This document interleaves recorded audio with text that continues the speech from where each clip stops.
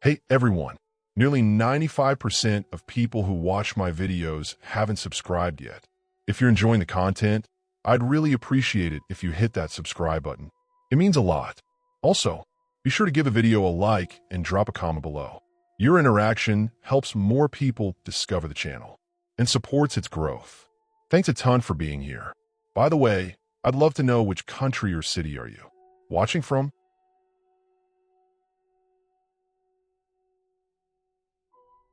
We were sent up there after a run of late winter avalanches had come down the north faces and crossed the wildlife fencing that followed the valley line. The job sounded simple. Walk the fence, mark the damaged sections, note what the snow had done to it, and get out before the next storm. I had done this kind of check many times before.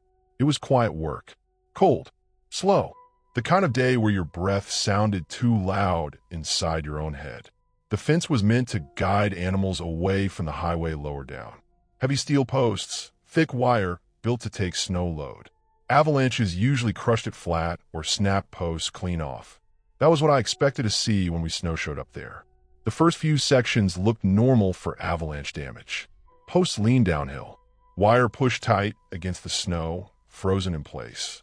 Then we came to a stretch where the fence was torn apart in a way that did not match the slope or the slide path. The wire was bent outward, away from the mountainside, like something had pressed through it from the inside of the corridor. Not smashed, not ripped, bent in wide, smooth curves. I stopped there longer than I needed to. I ran my glove along the metal. It was cold and solid, still holding its shape. There were no sharp breaks. The tension wires were pulled apart slowly, stretched before they gave. That takes force, but also time. Around the fence, the snow did not look right. Instead of the broken, rough surface avalanches leave behind, the snow was packed flat in wide circles. The circles overlapped each other. They were not tracks. They were places where something heavy had stood and shifted its weight again and again. The snow was pressed down to a hard, shiny layer, like ice you get near a feeding station or a salt lick. There was no blood, no hair, no scat. Nothing dragged, just those circles and the fence bent the wrong way. We kept moving because standing still in that cold made fingers go numb fast. As we followed the line, we found more of the same. Another section pushed outward, another area of flattened snow. In one spot, the fence had been bowed so far that two posts were leaning toward each other, their tops almost touching, as if something wide had forced itself between them and then turned. The valley was quiet. No wind, no birds, the kind of quiet that feels heavy because it is not broken by anything natural. I became very aware of how open the area was. The trees were sparse where the avalanches ran, just broken trunks and low brush buried under snow. There was nowhere to hide, but also nowhere to see very far because of the rolling terrain. I kept telling myself this was animal behavior I had just not seen before. Large animals do strange things in winter. Hunger and deep snow pushed them into bad choices. Still, I could not match what I was seeing with any clean explanation. Moose usually break fences by stepping over or crashing through in panic. Help pile up tracks and leave clear trails. Bears would leave sign, even in winter, even if it was just a scrape or a smell. This had none of that. The circles bothered me the most. They were not random. Some were almost perfect rings, 5 or 6 feet across. In the center, the snow was ground down to a darker layer. Whatever made them had stayed there a long time, long enough to wear the snow down under its feet. We marked the locations and took photos like we were supposed to. The camera clicks sounded too loud. I found myself looking up more than I needed to, scanning the slope above us, then the trees below. The fence line curved ahead and disappeared into a dip where the snow was deeper. Near that dip, we found the worst damage. The fence there was peeled open over a long stretch. Not torn in one place, but opened gradually, wire after wire bent outward. The posts were still set firm in the ground. They had not been hit by moving snow. They had been pushed apart. Inside the open section, the snow was churned and flat. More circles, overlapping until the ground looked like a frozen yard that had been walked on for hours. I knelt to look closer. The snow was compacted so hard my glove slid over it. The edges of the circles were clean, like something had pivoted on heavy joints. That was when I noticed the tracks at the edge of the area.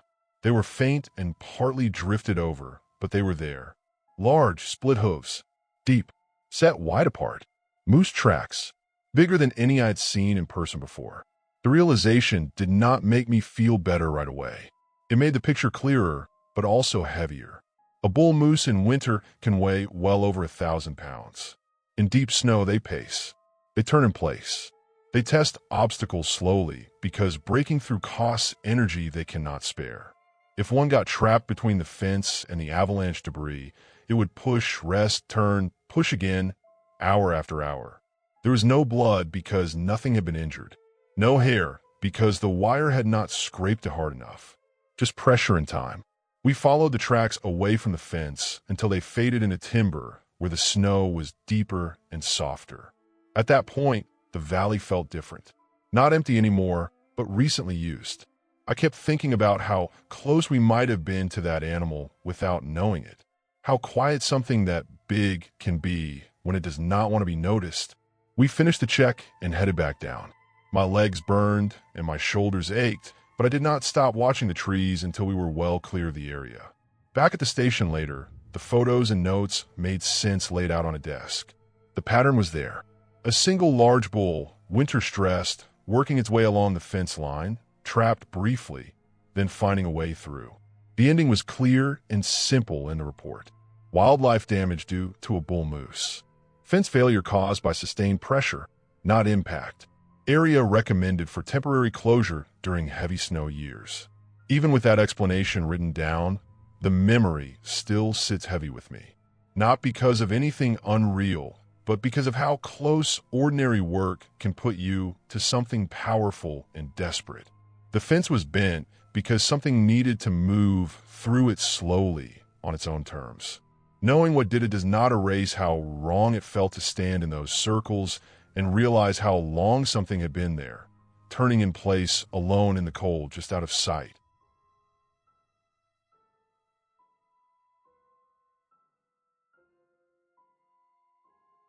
I was assigned to assist search and rescue after a hiker went missing in a canyon I had worked in for years. It was a popular place on paper, a place people posted photos from, but once you dropped below the rim, it became narrow, steep, and hard to move through. The walls leaned in close. Sound did not travel well. Light disappeared early in the afternoon. People underestimated it all the time. The missing hiker was reported overdue by 1 day. Solo male, early 30s, experienced according to his family. He had left a note in his car saying which trail he planned to use and where he expected to exit. The trailhead log showed his name. Nothing after that. Weather had been normal for the season. No storms, no flash flood warnings, nothing obvious that would explain a sudden accident. I joined the second day of ground searching. My job was to help cover a section of the lower canyon where side routes branched off and faded into rock and brush. I carried the standard pack, rope, radio, water, and first aid. The canyon floor was uneven, covered in rounded stones that rolled underfoot. The walls showed old water lines from past floods. Some were chest high, some were far above my head. That alone told a story about how quickly things could go wrong there. As we moved deeper, the heat settled in. The air stopped moving. Sweat soaked into my shirt and dried again, leaving salt marks. I paid attention to everything on the ground. Broken twigs, scuffed dust, a bent blade of grass. Most of it meant nothing. Hikers passed through here all the time. Old boot prints overlapped new ones until they became useless. About mid-morning, I noticed a boot print that looked fresher than the rest. The tread was sharp, the edges not yet softened by wind or time. It matched the brand listed in the missing hiker's report. I followed it for a short distance until it blended back into older marks. That was the first sign that felt solid. Not long after that, I saw the backpack. It was hanging from a tree branch about 8 feet off the ground. The tree grew out of a crack in the canyon wall, its trunk bent sideways before turning upward. The branch was thin but strong, the kind that could hold weight without snapping. The pack hung neatly, not snagged or torn. The straps were even. It did not look like it had fallen or been dragged. It looked placed. I stood there for a long time before moving closer. I checked the ground around it. No sign of a struggle. No scuffed dirt. No broken branches. The stones beneath were undisturbed. If someone had climbed the tree, there would have been marks. There were none that I could see. The height bothered me. Even standing on a rock, even reaching as high as I could, I would not have been able to hang it like that without help or a rope. The report said the hiker was average height. Nothing unusual. No climbing gear listed. No rope. I used my own rope to lower the pack carefully. Inside was everything you would expect. Water bottle, some food wrappers, a headlamp, extra socks. Nothing was damaged. Nothing was missing. The phone was gone, but that was common. People kept those in their pockets. At the bottom of the pack was a folded paper map of the canyon. I opened it and immediately noticed the markings. Several areas were circled in pen. Clean circles drawn carefully. They followed the route through the canyon, spaced out in a way that suggested progress, like checkpoints. Each circle matched a place someone might stop to rest or check direction. Then I saw the last one. It was drawn around the exact bend where I stood. The curve of the canyon wall. The small alcove to the left. The tree with the bent trunk. The circle was not rough or rushed. It was deliberate. The pen line was steady. There was no note next to it. No arrow. Just the circle. I checked the map again, thinking I had misread it. I lined up landmarks. The shape of the canyon. The side drainage. The position of the tree. There was no doubt. The circle marked that exact spot. That changed the feeling of the search. We expanded the area immediately. I scanned every ledge above me, every crack in the wall. I looked down into pools of dark water tucked between rocks. I checked under overhangs where shade lingered. I moved slowly, methodically, forcing myself not to rush. There were no footprints leading away from the tree. None leading toward the wall. No sign of a fall. No blood. No torn clothing caught on brush. Nothing that suggested panic or injury. As the day went on, the light shifted and shadows stretched across the canyon floor. The walls darkened to deep orange and brown. The temperature dropped fast once the sun disappeared behind the rim. I felt the familiar pressure of time. Night in the canyon made everything harder. Sounds became sharper. Distances became harder to judge. I kept thinking about the pack, about the care taken to hang it, about the map. I tried to explain it in normal ways. Maybe he climbed the tree to keep animals out of his food. Maybe he planned to come back. Maybe he slipped later, somewhere we had not reached yet. But the circle on the map did not fit those ideas. He had marked places he had already been.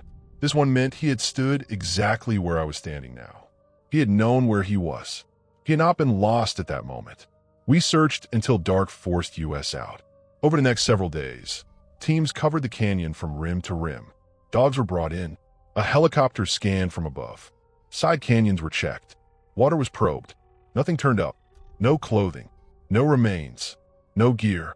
Eventually, the search scaled back. That always happens. Resources run out. Leads dry up.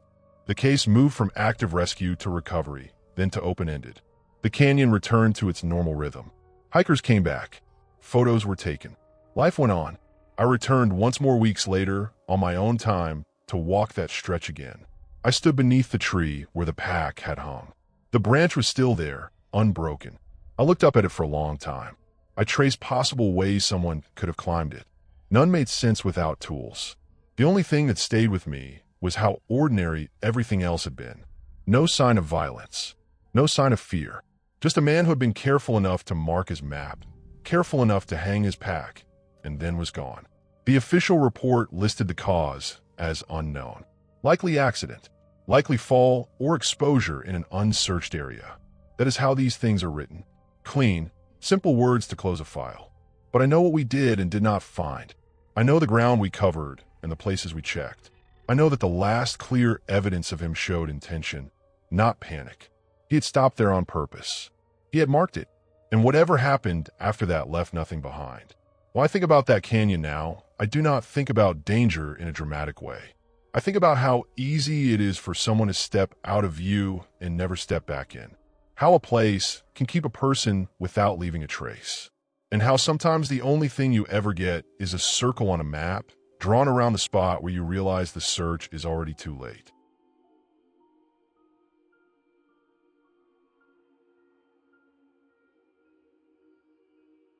My name is Lucas, and at the time this happened, I was working contract jobs cataloging historical structures in remote areas. It was winter, deep winter, the kind where sound feels swallowed by snow and the daylight never seems strong enough. The cabin was listed on an old forestry map with a faded reference number and no notes attached. That usually meant it was either forgotten or written off as collapsed years ago. I had already logged 3 similar sites that week, all half buried and rotted through. I expected the same. The hike-in took most of the morning. Snow came up past my boots in places, and the air burned my lungs when I breathed too fast. The trees were packed tight, branches sagging under old snow that had hardened like crust. When I finally saw the cabin, it looked better preserved than anything else I'd seen out there. The roof still held its shape. The windows were intact. The door hung straight in its frame. It looked sealed, quiet, and still. What stood out right away were my own tracks. Clean, single-file prints leading from the tree line to the door.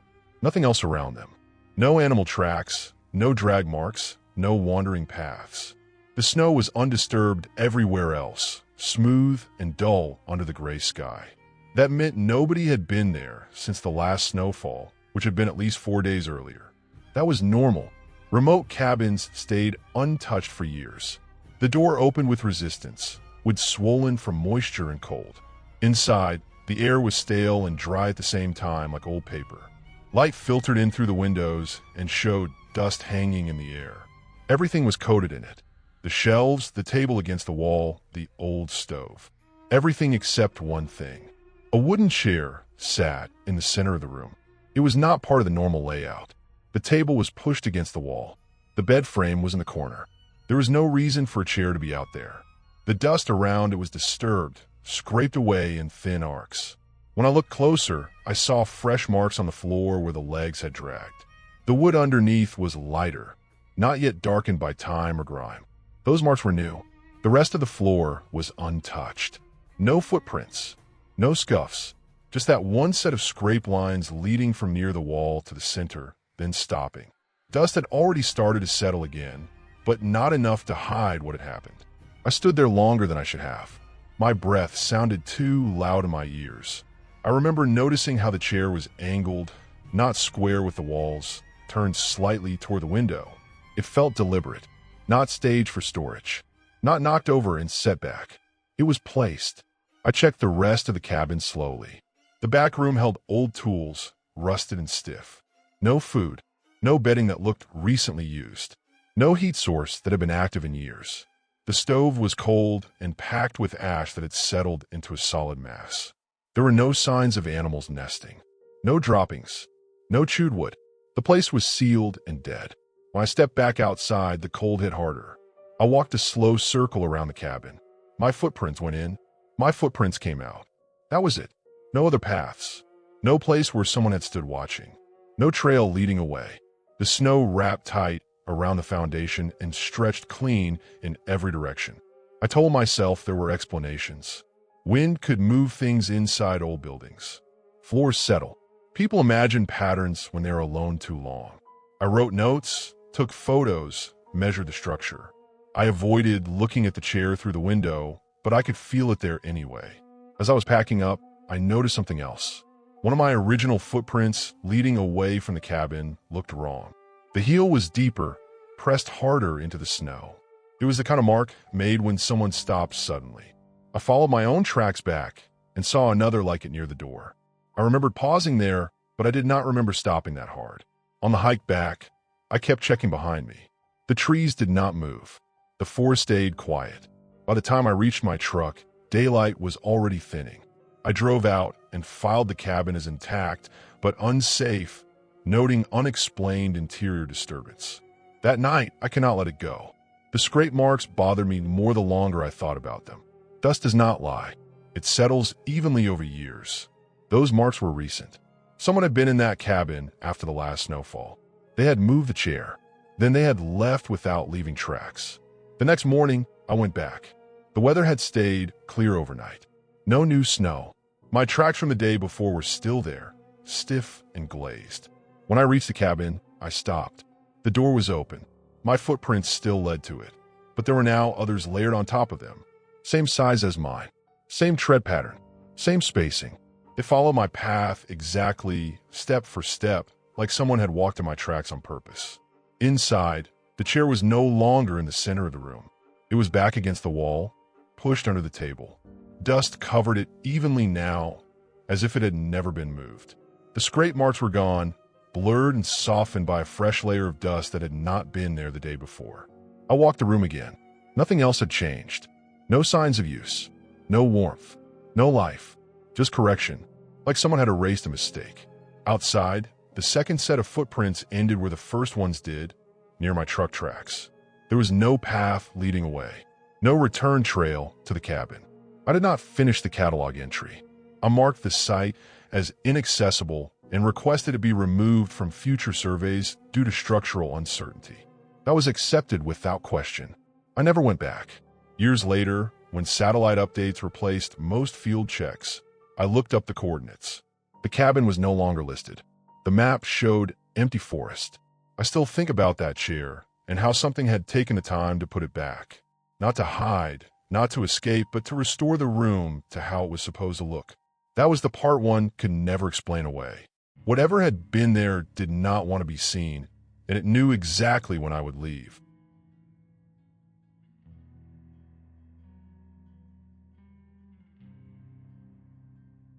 I was sent up to repair a remote weather station that sat just above 11,000 feet on a long ridge that stayed snowed in most of the year. It was late fall, the time when the road was still open, but everything felt thin and sharp. The station had been throwing bad pressure data and dropping packets. Nothing dramatic on paper. A day hike in, swap a sensor, check the logger, hike out before dark. I had done this kind of work for years, and the routine mattered because mistakes up hike get expensive fast. The climb started before sunrise. The air was dry enough to crack my lips, and every breath felt clean and heavy at the same time. The wind never stopped. It came in steady pushes that carried grit and ice, then eased just enough to make the quiet feel louder. The station came into view as a shape against the sky, a metal mast with arms and cups, solar panel angled low, battery box bolted to a frame anchored in rock. No trees that high, just scrub and stone and patches of old snow that never melted. I set my pack down and went through the steps the way I always did. Gloves on, tools laid out, radio clipped to my chest. The radio was more habit than need. Up there, reception was bad, and no one was listening, but the background has helped keep time. I powered the station down and started checking connections. ICE had worked its way into places it should not have been. The pressure sensor line was brittle. I swapped it out and logged the serial numbers in my notebook with hands that shook from cold more than nerves. When I powered the station back up, the radio on my chest cracked louder than before. Under the static, there was something else. It was not a voice and not a pattern I recognized. It sounded like breathing, slow and layered, as if more than one source was slightly out of sync. The pace was wrong for a person. Too slow. The sound would rise, fall, then pause just long enough to make me notice the pause. I told myself it was wind in the mic or interference from the station's electronics. Radios do strange things around metal. I shifted my stance, turned my body, cupped the radio with my glove. The sound stayed. It did not line up with my own breath, and when I held my breath, it kept going. I watched the anemometer spin. The wind was steady, not pulsing the way the sound was. I shut the radio off. The silence should have been total, but it was not. In the wind, faint and thin, the same slow rise and fall carried across the ridge. It was softer without the radio, but it was there. I stood still long enough for my legs to ache and my fingers to go numb. I listened to the wind pass over rock and through the mast. The sound came and went, always just behind the gusts, like something riding the edge of them. I finished the repair faster than planned. I tightened bolts until my wrists burned. I closed the battery box and sealed it with tape. I packed my tools without the usual neatness. The sound did not follow me when I stepped away from the mast, or maybe it did and the wind covered it. I told myself not to turn back. I walked downslope until the ridge dipped and the station disappeared behind rock. By the time I reached my truck, my head hurt in a way that felt deep and wrong. Altitude does that, I told myself. Dehydration does that. I drove down with the window cracked, cold air on my face, and the feeling faded enough to ignore. At home that night, I downloaded the data from the handheld recorder I carry for site notes. I had not planned to record audio. I only use it to mark timestamps and conditions. Still, the file list showed several short audio clips created during the repair window. I opened one. The waveform showed spikes where there should have been nothing. The clip itself was quiet at first, then the same slow pattern rose out of the noise. The recorder log showed it had been powered down at the time. The battery voltage was 0. The internal clock marked the spikes minutes after shutdown. I checked the device. No damage. No moisture. I pulled the battery and left it on the desk. Later, out of habit, I connected it again and pulled the files a second time. The spikes were still there. The timestamps matched the time I had been at the mast. I did not sleep well. The next morning, I listened again with better headphones. The sound was not breath if I listened closely. It was pressure, low and broad, the kind that moves things instead of making sharp noise. I thought about wind flowing over edges, about resonance and standing waves. I thought about the hollow in the ridge just below the station, a long, shallow bowl of rock and snow that faced the prevailing wind. A week later, a storm rolled through and the station went offline again. The data drop was clean this time, a full power loss. The access road closed the same day. We decided to pull the station in the spring. There was no rush. The winter would destroy it anyway if something else did not. When the snow finally melted, I went back with a larger team and better gear. We dismantled the mast and loaded it out piece by piece. With the station gone, the ridge felt different. The wind still pushed and pulled, but the strange pacing was gone. We found heavy wear on a bearing inside the masthead, scored metal where ice had seized, and released it over and over. When wind hit at certain angles, the whole assembly flexed and vibrated. The vibration traveled through the frame into the rock, and the shape of the ridge turned that movement into low-pressure waves. Not sound the way people think of sound, but enough to move a mic, enough to register as spikes, enough to feel like something breathing if you were tired and alone and listening too hard. I understood it on paper before I felt it in my body. Standing there with the mast gone, the explanation settled into place. There was nothing out there waiting. No thing. Just metal and wind and a shape that turned one into the other. The recorder had picked up motion through its casing, not audio. Power down did not mean isolated. It never does. I drove away that day without looking back. The clear ending was that the station was gone, the data stream ended, and the sound did not follow me down the mountain. The memory stayed, sharp and exact, tied to a place and a set of causes that made sense. When I work now, I carry better mounts and I check bearings twice. I keep the radio off unless I need it. Wind is enough noise on its own.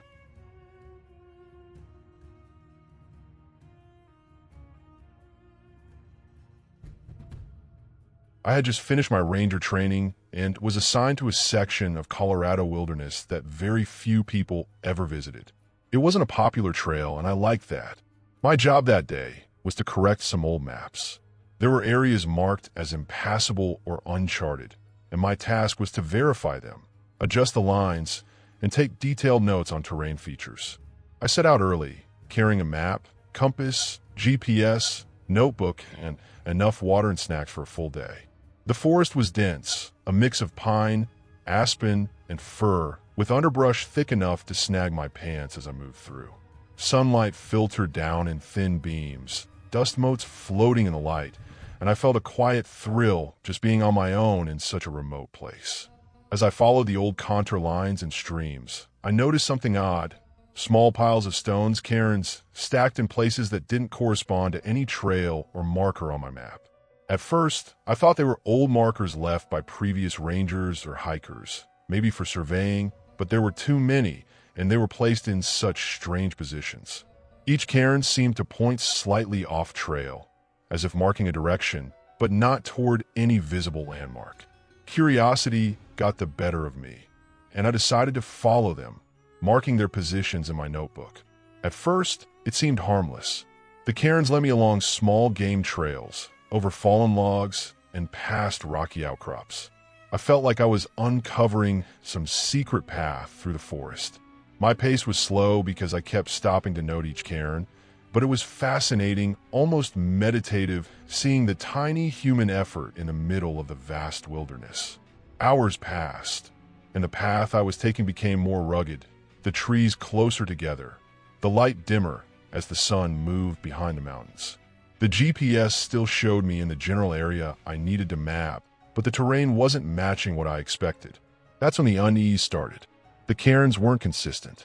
Some were larger, some smaller, some had stones carefully balanced, others barely stacked. Some pointed slightly left, others right, almost like they were intentionally confusing the direction. The forest felt quieter, too quiet. I didn't hear birds anymore, only the wind rustling the higher branches and the occasional snap of a distant branch. My boots were heavy on wet pine needles, and the smell of damp earth and decaying leaves was strong. The air was colder than it had been earlier in the day, and I realized I was moving into a shadowed valley where sunlight barely reached the ground. I reached a small clearing and stopped, trying to orient myself. I pulled out my compass and map, double-checked my coordinates. I was supposed to be near a ridge line that would eventually lead me back to the main trail. But the cairns kept going deeper into the thick forest, away from the direction of the ridge. A creeping dread started to settle in, the kind that makes your stomach tighten and your chest feel heavy. I thought about turning back, but every time I looked behind me, the cairn seemed to have been altered. Some of the smaller stacks had been knocked over, stones scattered across the forest floor. I froze. My mind raced. There was no one else around, not that I could see, but the pattern was clear. I was being led deeper, not out. I tried retracing my steps carefully, looking for the path I'd come in on. The trees all looked the same, twisted trunks and thick underbrush, making everything feel claustrophobic. Every time I reached a spot where I remembered a cairn standing tall, it was either broken apart or gone. Panic started to rise, but I forced myself to stay calm. My training was all about navigation, situational awareness, and staying rational even in discomfort or fear. I decided to climb a small ridge nearby, hoping to get a better view and orient myself. It was steep, covered in loose rocks and roots, and my hands got scraped by the bark and sharp stones as I pulled myself up. When I reached the top, the view was partially blocked by trees, but I could see the general layout of the forest. I realized I was in a small bowl-like depression, surrounded by ridges. The sunlight had dropped enough to make shadows long and dark. My path out wasn't obvious. I noticed something else. All the cairns I'd followed were clustered in this bowl. I had been circling without realizing it, drawn inward by the markers. I knew I couldn't rely on the cairns anymore. I needed to find a solid reference, something that was actually fixed on the terrain. I took out my compass again, ignored the scattered stones, and began heading toward what I believed was the northern ridge that would lead back to the main trail. I moved cautiously, marking my steps by placing small sticks and breaking branches in distinctive patterns. Every time I looked back, I felt my heart skip. The forest looked different, the fallen trees and boulders seemed unfamiliar. But I forced myself to continue, following the compass and keeping mental track of landmarks I had actually passed. After an hour of grueling effort, pushing through underbrush and climbing over fallen logs, I finally broke onto a more open slope. My heart lifted when I recognized a large rock outcrop I had passed earlier in the morning. From there, I could see the ridge leading back toward the trailhead. I slowed my pace, catching my breath, feeling the relief wash over me. I was tired, scratched, and dehydrated, but I found a real reference point and could safely navigate out. As I descended the ridge toward the trail, I glanced back once at the dense forest. The cairns were gone entirely. Not one remained standing. I realized that no one else had to be in the forest for this to happen. The wind, animals, or natural instability could have toppled them. Still, the sense of being guided inward, losing track of where I was, and then having everything I followed vanish left a mark. When I reached the trail, the familiar signs of human activity and clear paths were a relief. I marked the areas on my map as impassable and off-trail, noting the presence of cairns in unusual places, and returned to the ranger station, exhausted but safe. That night, sitting in the small cabin, I thought about how easy it would have been to get lost for real, how reliant I'd been on a simple marker system I didn't understand, and how critical it was to trust my own navigation skills. I learned the lesson in full clarity. Wilderness is patient and indifferent. It doesn't punish you with ghosts or myths. It simply makes sure you respect it, or it will swallow you up in silence. I went to sleep knowing I had made it back, that the map corrections were complete, and that I would never follow unknown markers again without confirming their origin. It was a fear that stayed with me for a long time, but it was rooted in reality, and that made it all the more vivid.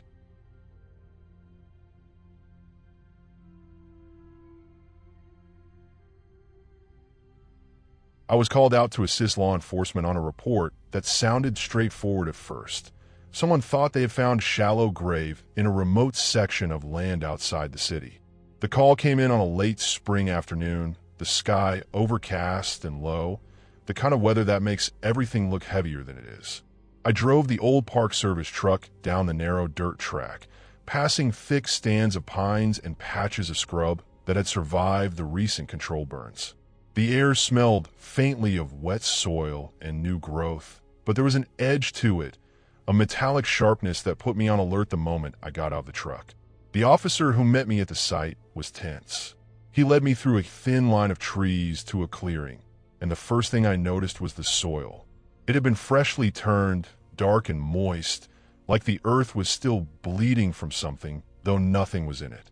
At first glance, it looked like a single shallow depression, maybe a couple of feet across. But as I walked the perimeter and squinted through the overcast light, I realized there was more. There were multiple pits, perfectly aligned, like they had been placed there with a level and a ruler. I counted 15 at first, then stopped counting because it didn't feel right. There could have been more hidden behind low ridges, more behind clumps of grass. Each was about the size of a human body. The arrangement was what struck me most. They formed a rough grid. Every pit faced the same direction, east. Even the smallest differences were noticeable. The lips of the soil were crisp, the edges straight, nothing random about it. Whoever had done this had planned it meticulously. Whoever had dug these had made it clear that they had a purpose, but there was nothing to indicate what that purpose was. No personal items, no bones, no clothing. Nothing at all. Just holes in the ground, perfectly lined up, perfectly oriented. I began walking through the clearing slowly, careful not to step in any of the pits. The air was heavy, the kind that makes your lungs feel thick and slow. Every step made the dirt crunch under my boots. I noted the pattern again, counting the pits row by row. Even the light of day, it was unsettling. My stomach knotted with a mix of curiosity and fear. I kept thinking about what could be done with something like this. Whoever had dug these holes had expected to put something in them. Human bodies seemed the obvious answer, but the emptiness was wrong. They had been dug recently. I could tell from the dampness of the soil, from the faint odor of earth that had been exposed to air too soon. There was no evidence that they had been filled and then emptied. Whoever did this had not completed whatever they had planned. I circled back toward the first pit I had approached and crouched down to examine it more closely. The walls were straight, vertical in some places, slightly sloped in others, like the digger had adjusted as they went. There were fingerprints in the soft soil, but no gloves prints. Small scratches where fingernails had pressed against the dirt to shape it. It was unnerving to see someone's work so intimate, so meticulous, and yet ultimately unused. It was as though I was looking at the stage of a crime that had never been committed, the preparation laid bare, the act halted for reasons I couldn't comprehend. I stood up and walked slowly among the pits again. Each one seemed identical at first glance, but the closer I looked, the more details emerged. Small clumps of roots that had been cut through, stones shifted to the side, insects fleeing from the disturbed earth. The sunlight broke through the cloud cover in streaks, falling across the edges of the holes and casting long, dark shadows that made them look deeper than they were. I had been in mass graves before, but this was different. Those had a smell, a weight, a finality that these pits did not have. These were anticipatory, empty and waiting, their emptiness somehow more horrifying than a filled grave. The officer called me over when he finished marking the grid for photographs and measurements.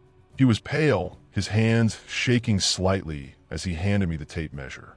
We moved through the pits together, noting the spacing, the orientation, making sure nothing was overlooked. The methodical precision of the layout gnawed at me.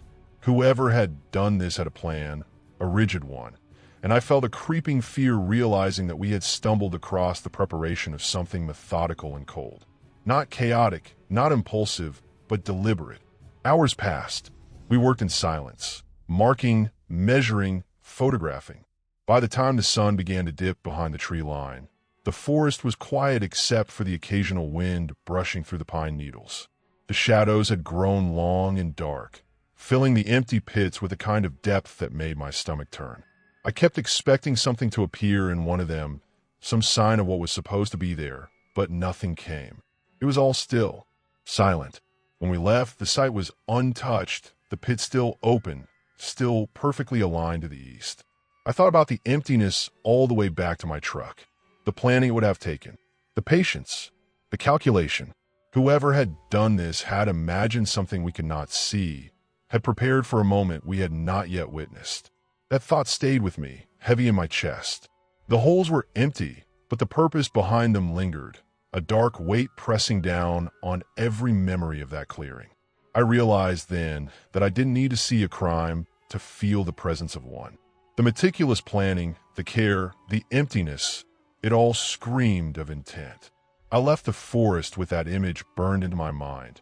Row after row of empty, human-sized holes, all facing east, waiting for something that might never come. The emptiness itself had a voice, and it was speaking of something deliberate, precise, and cold. And I knew, with a certainty I couldn't shake, that the person who had dug those pits had been thinking far ahead of us. Far enough that we might never understand why. The memory of that clearing, the smell of fresh soil, the shadows falling in empty graves facing the dawn, stayed with me for weeks. I couldn't shake it, and I knew I would never forget it. The forest was silent when I drove away, but the emptiness remained, following me like a shadow I couldn't leave behind.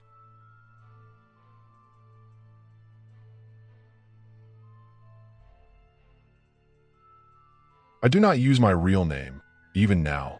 I was working campground enforcement that season, late summer moving into fall, when most people had already gone back to work at school. The campground sat off a long forest road that broke away from the highway and twisted through pine and scrub oak for miles. There were maybe 20 sites total, all spread out and separated by trees and small rises in the ground. When it was full, it felt busy. When it was empty, it felt forgotten. That week, it was nearly empty.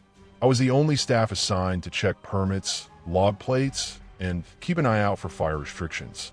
I stayed in my service truck overnight because the nearest ranger station was too far to justify driving back and forth. I parked near the entrance, nose pointed toward the road, always ready to leave if something went wrong. The first morning, I noticed the footprints. They were around one campsite near the back loop. The site had no reservation tag on the post and no fire permit slip. The fire ring was cold and clean, no ash, no smell. But the ground around it was full of prints. Boot prints, heavy tread, adult size. They formed a loose circle around the fire pit. Every single one pointed toward the center. At first, I assumed someone had walked in, looked around, and left. But there were no tracks leading away from the site. I followed the prints to the edge of the pad, expecting to see them continue into the trees or toward the road. They stopped cleanly at the gravel border. Beyond that, nothing. The dirt road that ran past the loop was smooth and dusty. No tire tracks, no footprint crossing it. I told myself it was nothing. Wind can cover tracks fast. Animals can mess things up. I logged the site as unoccupied and moved on. The second morning, the footprints were back. Same site, same circle, same inward-facing direction. This time the ground was more disturbed, as if someone had walked the circle more than once. Still no fire use. Still no trash. Still no tracks leading in or out. I walked the perimeter wider this time, checking the trees, the slope behind the site, even a shallow ditch where rainwater sometimes ran. Nothing. It felt wrong in a quiet way that was hard to explain. The kind of wrong that makes you stand still and listen to your own breathing. That night, I parked my truck in the same spot. I did my paperwork by headlamp, ate out of a can, and locked the doors before lying back. The forest was quiet in the way it gets when there is no wind. No insects, no birds, just the occasional far-off sound of something moving through brush. I slept light, waking often, but nothing happened. The third morning, the footprints were there again. Deeper this time. The soil had been tamped down hard. I crouched and looked closer. The tread pattern was consistent. Same boots every time. The prints overlapped in places like the person had paced or stood for a long time. I noticed something else then. Some of the prints were on top of pine needles that had fallen overnight. That meant they were fresh, made sometime after dark. I checked the reservation system again. Nothing. No plates logged. No calls about trespass. I noted it in my report, flagged the site, and planned to keep a closer eye. That afternoon, I drove the forest road out of habit, checking pullouts and disperse sites. About half a mile down, I saw something that stuck with me. A narrow footpath cutting off into the trees, almost hidden.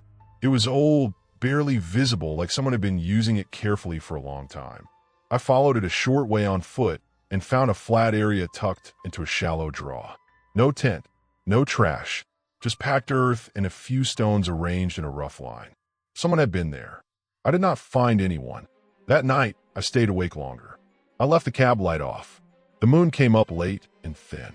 Around midnight, I heard slow steps on gravel. Not close, but close enough. I did not move. The steps stopped. Time passed. Then nothing. I must have slept eventually, because I woke to the gray light of early morning and a tight feeling in my chest. I opened the door and stepped out. My truck was surrounded. Boot prints circled the entire vehicle. Close. Some inches from the tires. Some near the doors. All facing inward. Whoever made them had walked around my truck again and again. The gravel was crushed flat in places. There were no handprints, no marks on the paint. Just the prints. I stood there longer than I should have. Then training kicked in. I got back in, locked the doors, and drove straight to the site. The footprints were there too, heavier than ever. The pattern was clear now. This was not random. This was deliberate. I left the campground and drove to the station. I filed a report and asked for a follow-up patrol. Later that day, 2 of us went back. We found him in the draw off the footpath. A man living rough, careful, methodical. He had been walking backward out of the site to avoid leaving tracks leading away.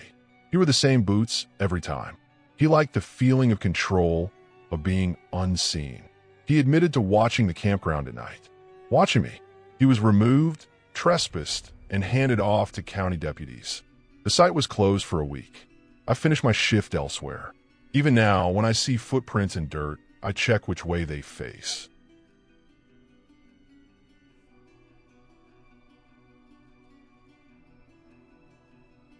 My name's Caleb, and that winter I was assigned to patrol a closed wildlife corridor that ran between 2 mountain drainages. The area was shut down completely for the season. No hiking, no snowmobiles, no skiing. The corridor was narrow in places, wide in others, and it sat low enough that deep snow collected fast. Elk and moose used it to move between winter range, and snowmobiles spooked them badly. My job was simple on paper. Ride the boundary lines, look for tracks, document violations, and leave warnings if I found evidence someone had been there. It was late January, the kind of cold that makes everything quiet, like the air itself is holding its breath. The sky was flat gray, snow packed hard under my machine, and the trees were coated with old frost that never fully melted during the day. I've been riding for hours already, following the corridor edge, checking access points. No wind. No birds. No sound except my engine and the low whine of the skis cutting into crust. I noticed the tracks after I crossed a long, open meadow.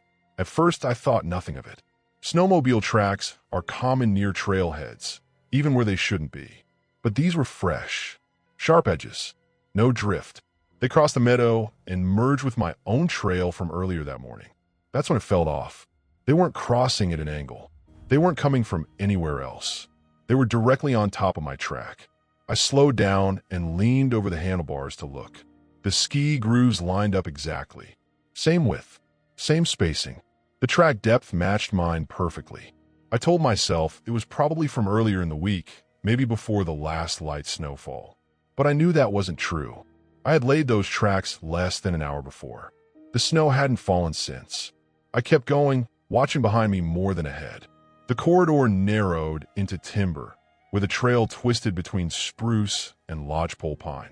Every turn I made, the tracks behind me made the same turn. Tight bends, slight corrections, even where I had slowed to avoid buried rocks. There were no extra marks, no place where the trail doubled. Just one clean set of tracks laid exactly over mine. I stopped the machine and killed the engine. The silence hit hard.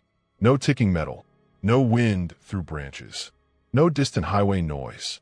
I waited, listening for another engine, expecting to hear someone throttle down or pull away. Nothing happened. I looked back along the trail as far as I could see between the trees. The tracks ended where my machine sat. Clean stop. No overrun. No side turn. Whoever made them had stopped exactly where I did. I got off and walked a slow circle, boots crunching loud in the quiet. I checked the snowbanks. No boot prints. No sign of anyone stepping off a sled. No hand marks. No exhaust haze hanging in the air. The cold should have carried sound for miles, but there was nothing. I told myself it had to be someone following me earlier, staying far enough back that I never heard them. Maybe they killed their engine the moment I stopped and pushed their machine off the trail. That explanation didn't hold up when I looked closer. Pushing a snowmobile leaves drag marks. Turning one around leaves churned snow. There was nothing. The snow beside the trail was untouched, smooth and crusted over. I took photos and notes, then got back on and rode on. Turning back felt worse than moving forward. The corridor dropped into a shallow drainage, then climbed again. My hands were tight on the grips, knuckles sore from cold and tension. Every few minutes I checked behind me. The tracks kept coming. Perfect copies. Same speed changes. Same small wobble where my front ski had slipped on glare ice. At one point I stopped again, this time without killing the engine right away. I watched the snow behind me through my mirror. As soon as I cut the engine, the tracks stopped again. No sound before, no sound after, just the echo of silence settling in. I didn't wait long that time. I turned around and followed the trail back the way I'd come.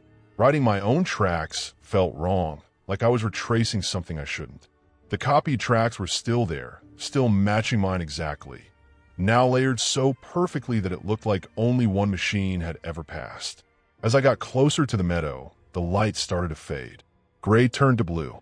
Shadows stretched thin and long. The temperature dropped fast. I kept riding, not stopping again until I reached the corridor boundary marker where public trails picked up. The copied tracks followed me all the way there. They didn't split off. They didn't continue past the boundary. They ended where I parked and shut the engine down for the last time. I stood there a long while, helmet off, breath fogging the air. The public trail nearby showed normal signs of use. Old tracks, different machines, different directions. But the copied tracks behind me never crossed into it. They stopped at the line like they knew exactly where not to go. I documented everything when I got back. Photos, GPS points, measurements. I went out again 2 days later with another ranger. Fresh snow had fallen overnight. The corridor was clean. No tracks at all except ours. We rode the same route. Nothing followed us. I never went back alone after that. I still patrol winter corridors, still see strange things now and then, but nothing like that day. I've gone over it again and again, trying to make it fit into something normal. A prank doesn't explain the precision or the silence. A mechanical echo isn't possible. Snow doesn't copy itself. Someone would have had to be right behind me for miles without making a sound, without leaving a single mark of their own, and without ever showing themselves. What stays with me isn't fear in the moment. It's the certainty afterward. Whatever made those tracks knew the rules of that place better than I did. It followed me only where it was allowed to exist and stopped exactly where it had to. I never saw who or what made them, but I know this much. I wasn't alone in that corridor, and whatever was there didn't need to be seen to prove it.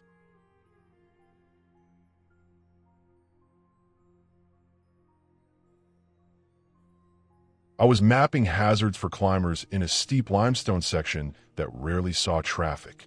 The job was simple on paper. Walk the base routes, note loose rock, hidden drop-offs, bad anchors, places where ice or water pooled and froze. I carried a clipboard sealed in plastic, a GPS unit, extra chalk, flagging tape, and a small headlamp in case the weather turned or I misjudged daylight. I had been working alone for 3 days in that zone, sleeping in my truck and hiking in before sunrise to beat the heat and afternoon storms. The area sat below a long wall that rose in broken shelves. For below it looked clean, but once you got close, the ground told a different story. Old rockfall scars cut through the brush. There were paths where stones had rolled again and again. I marked each hazard with chalk so climbers could see it from a distance. Most markings lasted weeks. Wind and rain took longer to erase them. Around mid-morning, I noticed a dark shape set back into the wall that did not match the surrounding rock. It was low, wide, and clean around the edges. Not the kind of shallow pocket you see everywhere, but a real opening. It sat above a slanted ledge that would be right at waist level for someone approaching from the route. I checked my maps and the park database on the GPS unit. There was no record of a cave or overhang at that location. That alone was a problem. Anything big enough to hide a person or animal needed to be documented. I climbed up to the ledge and stood still for a moment. The air felt cooler there, not like shade, but like air moving out. I leaned forward and looked in.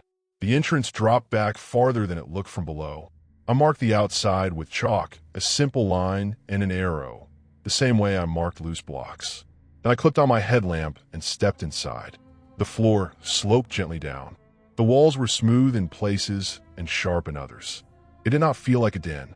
There were no scratch marks, no fur, no smell of rot or waste. After about 20 feet, my light caught pale shapes stacked against the right wall. I moved closer and felt my stomach tighten. They were antlers. Deer antlers, chewed down to dull ends. Some were old and yellowed.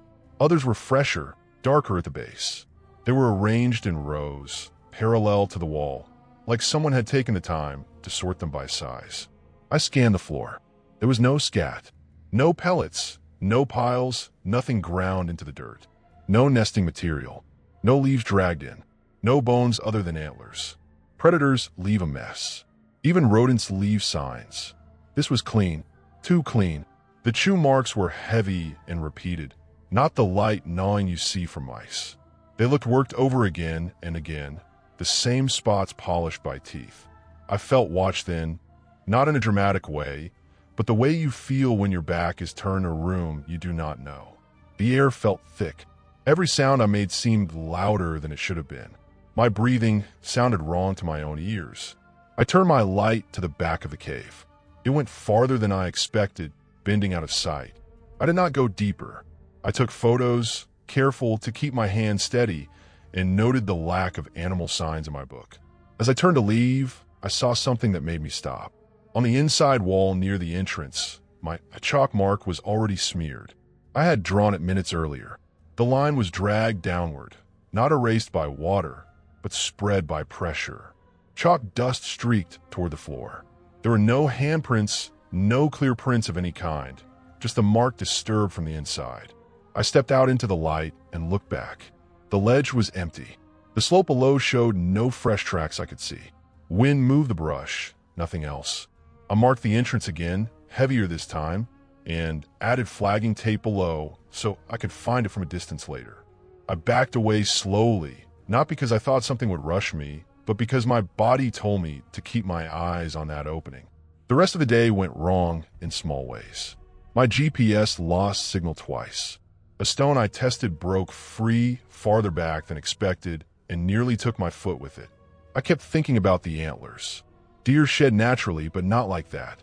Animals chew antlers for minerals, but they do not stack them in rows. People do strange things, but hauling antlers into a narrow cave and arranging them takes time and effort. It was not a place you stumbled into by accident. I ended my work early and hiked out. At the truck, I checked my gear and found chalk dust on the back of my pack, smeared in the same dull streak I had seen inside. I told myself it could have come from brushing past the wall, but I knew where I had walked. I knew I had not brushed against anything chalk since I left the cave. That night, I barely slept. Every small sound carried. In the morning, I reported the find as a hazard site and requested a follow-up with another ranger. Policy said not to investigate alone again. I returned 2 days later with a partner and better lighting. The cave was there. The antlers were gone. The floor was still clean. The chalk marks, inside and out, were wiped away completely. Even the flagging tape was missing. We closed the area to climbing under a temporary safety notice, citing unstable rock and undocumented features. I wrote my report carefully, sticking to facts. Unlisted cave. Antler remains. Signs of disturbance. No animal indicators. The closure stayed in place. Months later, I was reassigned to a different zone. I never went back. The memory that stayed with me was not the antlers themselves, but the order of them, the care taken to place them, and the clear effort to remove every sign that someone had been there after I left. Whatever had used that cave did not want attention. It knew when it had been seen. That was enough for me to accept the closure and move on, knowing some hazards are not about falling rock, but about places that are better left unmarked.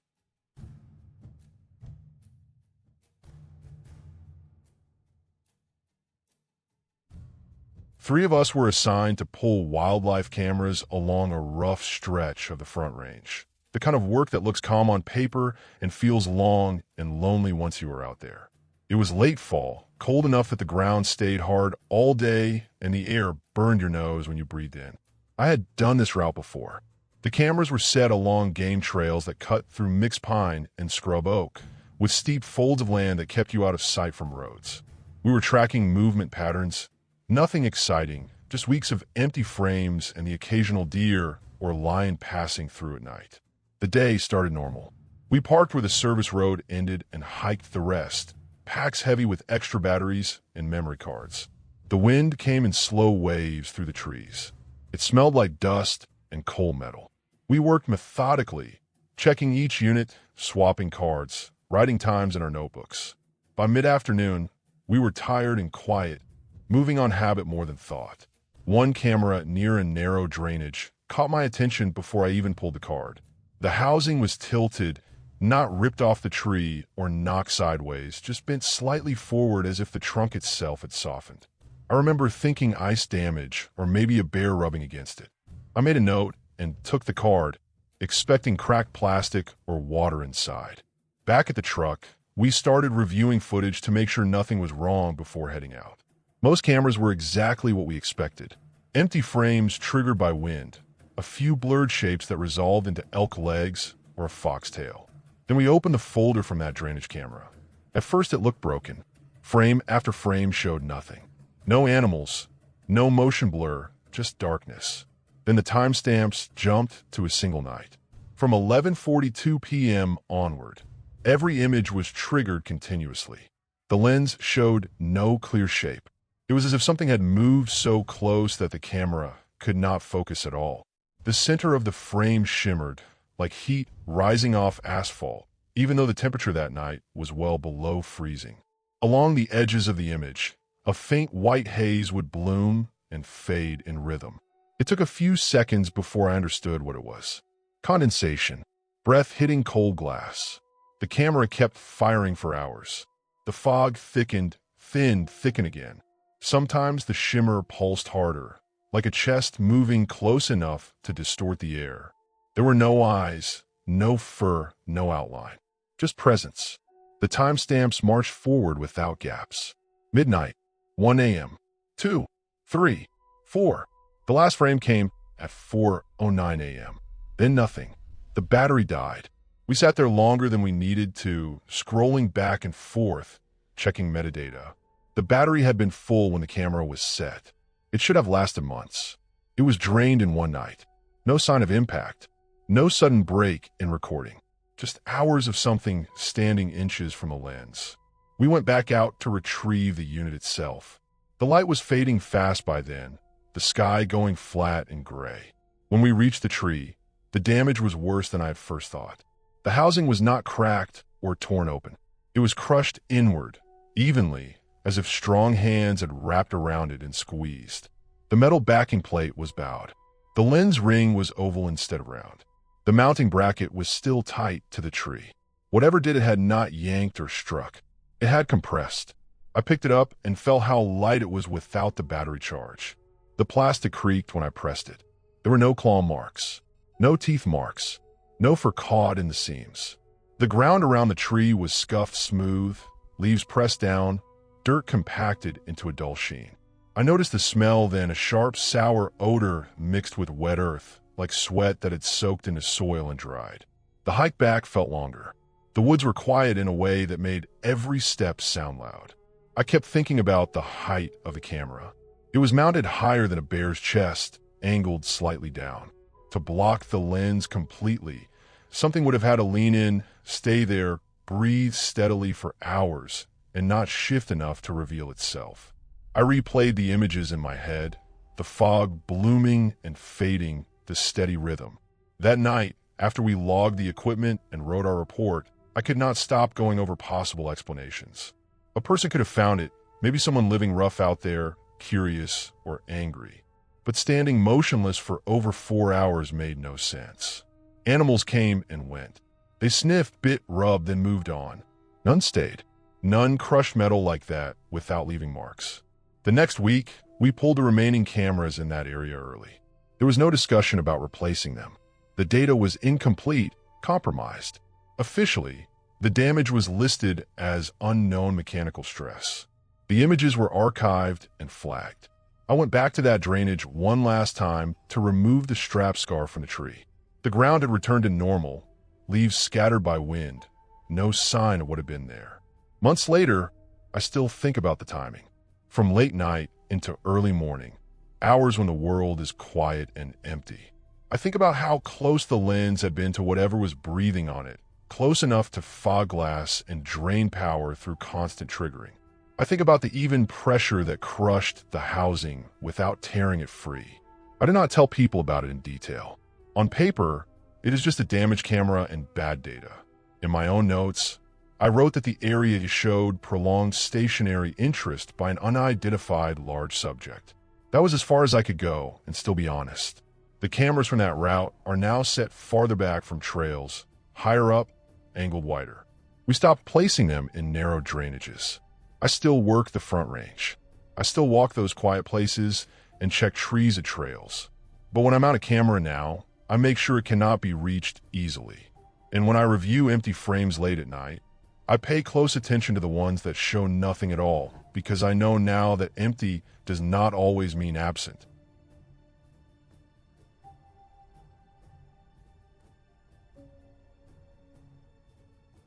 I don't usually give my name. That habit stuck after a few years of contract work, where you move through places that don't want to be remembered. That assignment came near the end of a dry summer. I was sent to inventory an old fire lookout tower scheduled for demolition somewhere in western Colorado. It wasn't on any tourist map. The access road was a narrow strip of broken gravel that climbed through dead timber and old burn scars. The forest around it had that thin, tired look, like it had already given up most of what it could give. The paperwork said daylight hours only.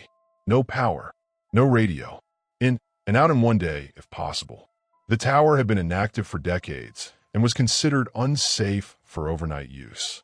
I parked my truck in a wide pullout below the ridge and hiked the last stretch with a clipboard, camera, and a headlamp I didn't plan to use. The stairs were metal and loud. Each step rang out across the slope, and the sound hung there longer than it should have. The cab itself smelled like old dust, rust, and bird droppings. Windows were cloudy but intact. Someone had boarded up one side years ago, probably after a break-in or a storm. I spent the first few hours doing what I was there to do. Measuring, photographing, writing down serial numbers stamped into beams. The tower creaked when the wind shifted, not sharp sounds, just slow pressure noises like the structure was breathing through stiff joints. Nothing about it felt dramatic. It felt tired, forgotten. I noticed the floorboard by accident. One corner didn't sit flat. It lifted when I put weight on it. Underneath was a narrow gap between joists. I slid my fingers in and pulled out a thin notebook wrapped in a plastic bag that had gone yellow and brittle. The bag cracked when I touched it. The notebook inside was dry. It was a logbook, but not the kind you expect. Not the official one that stays on the desk. This one had no cover markings. The pages were filled in pencil, neat block letters. Dates ran across the top of each page, but they didn't line up with the staffing records I had reviewed the night before. According to those records, the tower had been unstaffed during several of the years written in the book. The entries were short. Weather notes, wind direction, cloud buildup, pressure drops, times written down to the minute. Some pages had nothing but a single line noting when a storm began and when it ended. No names, no comments about visitors, no notes about boredom or meals or repairs. Just weather. I flipped through and compared a few entries with the date on my phone. One entry matched that day. It noted clear skies until late afternoon, increasing wind by early evening. Thunderstorms forming over the western ridges at 6:40 p.m., heavy rain by 7:10. Hail possible. At that point, the sky outside was still blue, but the wind had started to move the tops of the trees. I told myself it was coincidence. Anyone with experience could guess a storm was coming. The mountains do that. Still, I kept reading. By mid-afternoon, the light had shifted. Clouds stacked up faster than I expected. The air felt heavier. The tower groaned more often as gusts pushed against it. I packed up earlier than planned. I took photos of the logbook pages, put the notebook back where I found it, and set the floorboard down the way it had been. I didn't stay to watch the storm from the tower. The entry said hail. The stairs were already slick with mist by the time I started down. Halfway to the truck, the first thunder hit. Not distant. It cracked right above the ridge and rolled through the valley like something being dragged. Rain started hard and sudden. By the time I reached my truck, it matched the logbook time almost exactly. I sat in the cab and watched sheets of rain sweep across the slope. Hail followed, small and sharp, bouncing off the hood and roof. I didn't drive out. The road would have turned to mud, and I didn't want to risk getting stuck in the dark. I slept in the truck that night, something I had not planned to do. I left the engine off. The storm lasted longer than I expected. Wind shook the truck enough to rock it on its suspension. The tower above me was just a dark shape against flashes of lightning. I kept thinking about the notebook, about how someone had been up there writing down the weather during years when no one was supposed to be there. In the morning, the storm was gone. The forest smelled clean and broken, like snapped branches and wet ash. I drove out early and filed my report later that week.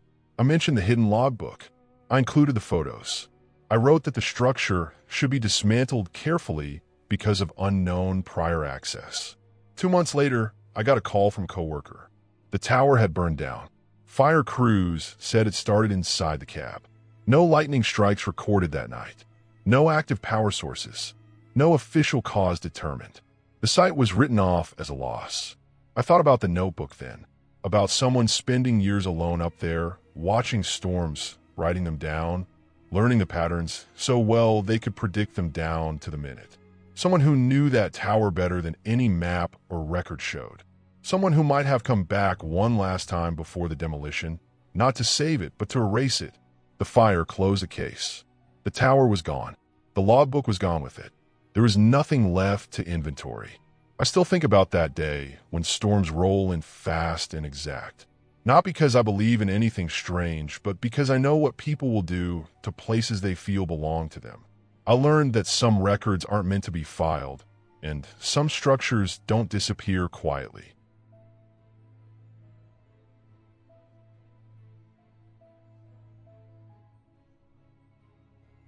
I went out near Route National Forest in late October, the kind of day where the cold had a dry edge to it, and the sky stayed a dull white from morning to afternoon.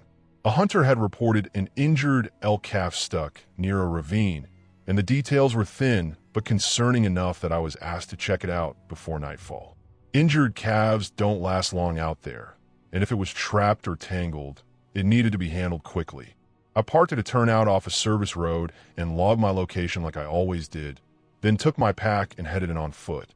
The forest was quiet but normal at first. Wind moving through lodgepole pine, the soft crack of deadfall under my boots, the usual signs of animals keeping their distance. I followed the hunter's rough directions until I found the first clear sign of movement. There were drag marks in the dirt and pine needles, shallow grooves that ran downhill toward a ravine. At first glance, I assumed it was the elk being dragged or sliding as it tried to move. But after a few minutes of studying the ground, that idea stopped making sense. The marks were too narrow to be an elk. An elk calf still has width and weight, and these lines were close together, almost neat. They also went on for much longer than I expected. Not the short panic trails you see when an animal goes down, but a steady path that kept going without signs of collapse or thrashing. I crouched and measured them with my hand. Too tight for hooves. Too smooth for antlers dragging. I stood there longer than I should have, feeling that early pull of unease that comes when the explanation you want won't fit. I kept moving, telling myself there were plenty of odd tracks out there that looked strange until you saw the full picture. The ground sloped more sharply as I got closer to the ravine, and the trees grew tighter together. The air smelled different, damp and heavy, like old leaves and rot. Every few yards I stopped and looked around, checking for the calf, checking for blood, checking for anything that would settle my nerves. I didn't find any blood. That bothered me more than if I had. Then I started noticing the trees. At first it was just one, a young pine with bark scraped off around shoulder height. I assumed it was damage from equipment or maybe an old marker tree until I saw another, and then another.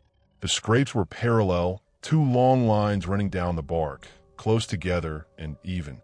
No jagged tearing, no clear claw pattern. They were too high for most animals and too clean to be random damage. I ran my fingers along one scrape and felt how deep it went through bark into the lighter wood underneath. I checked my own shoulders against the height and felt my stomach tighten when I realized how close it was. Whatever made those marks stood about as tall as I did, at least when it reached up or leaned in. I told myself it could be a bear standing and rubbing, but the spacing was wrong. The marks were straight and deliberate, not wide or curved. I moved on anyway, because stopping felt worse than moving. The ravine opened up ahead, a deep cut in the land with loose rock and dead trees piled at the bottom. I scanned it carefully, expecting to see the elk calf wedged somewhere, exhausted or already gone. There was nothing. No movement, no sound, no sign that an animal had been there recently. The drag marks continued along the edge instead of going down into it, which made no sense if the calf had fallen or been trapped. They led away, deeper into thicker timber. That was when I noticed how quiet it had become. At first I thought it was just my focus narrowing, but when I stopped and listened, the silence pressed in hard. No birds, no insects. Even the wind seemed to have dropped away. Forest silence is never complete, but this was close. It felt like walking into a space that had been cleared out, like something big had moved through recently and nothing had come back yet. I became aware of my own breathing and the sound of my jacket brushing against my pack, loud in a way that made me uncomfortable. I turned slowly, scanning behind me and to the sides, checking sight lines between the trees. I didn't see anything, but the feeling stayed. That sense of being late to something or just missing it. I checked the ground again and noticed something I hadn't before. The drag marks had changed. They were deeper now, more uneven, like whatever made them had shifted its weight or speed. There were long scuffs beside them, as if something had been bracing itself while pulling. I followed them longer than I should have. Part of me wanted answers, and part of me didn't want to admit that I was out there alone with something I didn't understand. The trees with the shoulder-height scrapes became more frequent. Some had fresh wood showing, pale against the dark forest. Others were older, weathered but still clear. This wasn't a one-time event. Whatever caused this had been through here before. I stopped again and listened. The silence hadn't broken. My instincts were telling me to leave, and I finally listened. I marked my position, took a few photos of the tracks and tree damage, and turned back the way I had come. The walk back felt longer. The light was fading faster than I expected, the white sky shifting toward gray. I kept looking over my shoulder without meaning to, checking the spaces between trees, watching the trail behind me. I never saw anything following me, but the quiet stayed with me all the way back to the service road. It didn't lift until I was almost out of the timber, and even then it came back in pieces, bird by bird, sound by sound, like the forest was slowly turning itself back on. When I reached my truck, I felt the tension leave my body all at once. I sat on the tailgate for a few minutes before driving, just breathing and letting my hands stop shaking. I documented everything that night: the tracks, the tree marks, the absence of the elk calf. The report stayed careful and factual. Unknown animal involvement. No recovery. In the days that followed, there were no more reports of the calf. No carcass turned up. No sign of predators feeding in the area. When I went back with a larger team a week later, the tracks were gone, washed out by weather and time. The trees were still scarred, though quiet proof that something had happened there. I still work in that forest, and I still go out alone when I have to. But I don't follow strange drag marks anymore, not when they don't make sense from the start. Whatever moved through that ravine left the place emptied out for a reason, and the forest told me everything I needed to know by how silent it became.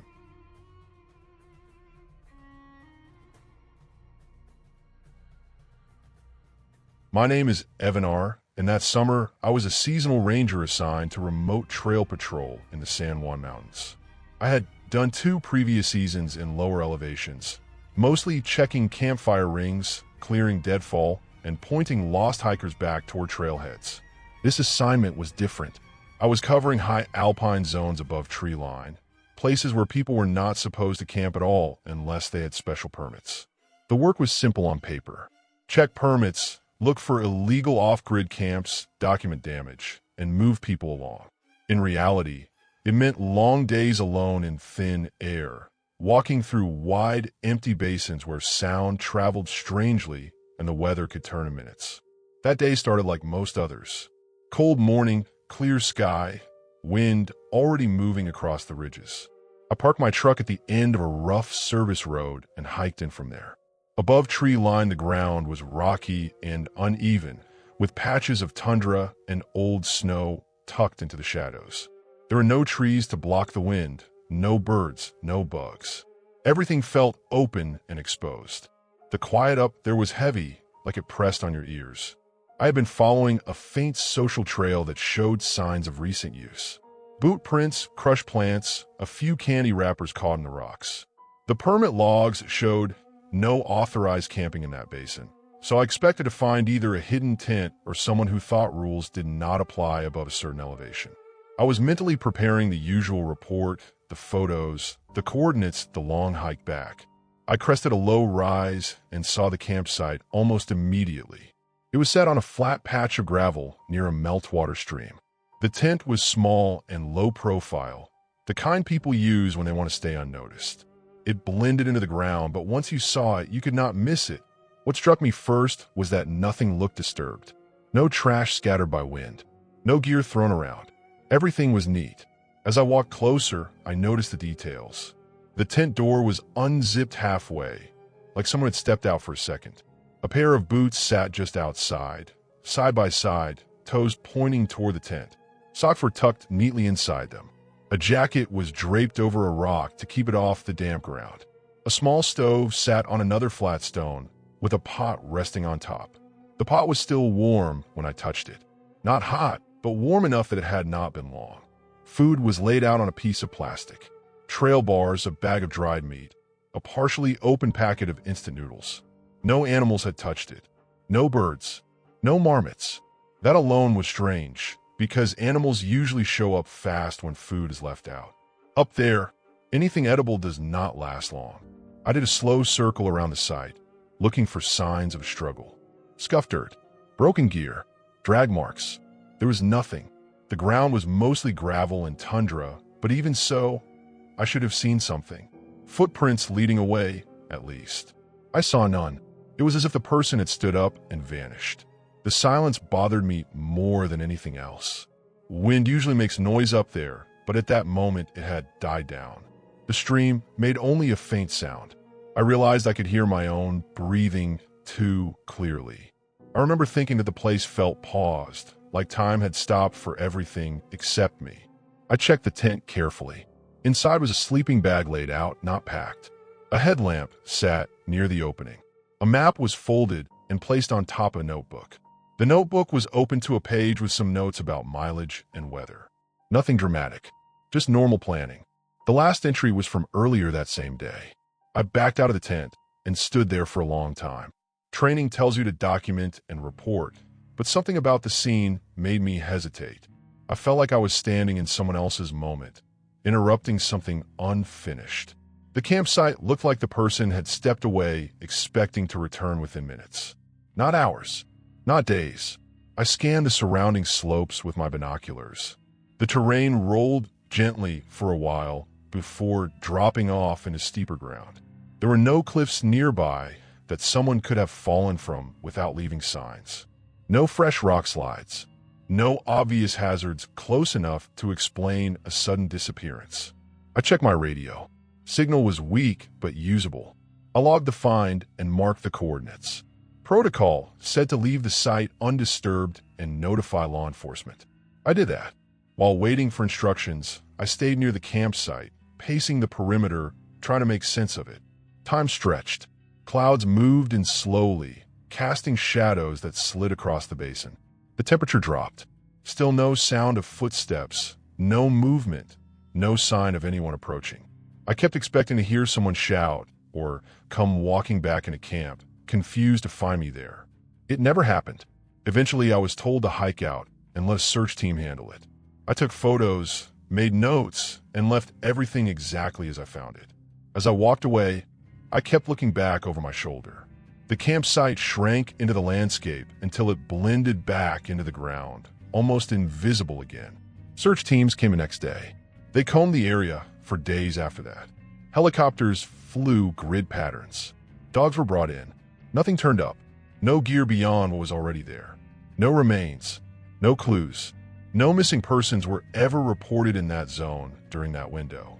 No permits matched the gear. No vehicle was found at any trailhead that made sense. The official conclusion was that the campsite was abandoned and later removed. Eventually, the tent and gear were packed out and logged as unclaimed property. Life moved on like it always does. For me, it did not settle that easily. I finished the season, but I avoided that basin whenever possible. I stopped camping alone above tree line. I told myself it was just caution, just maturity, but I knew better. What stayed with me was not fear in the usual sense.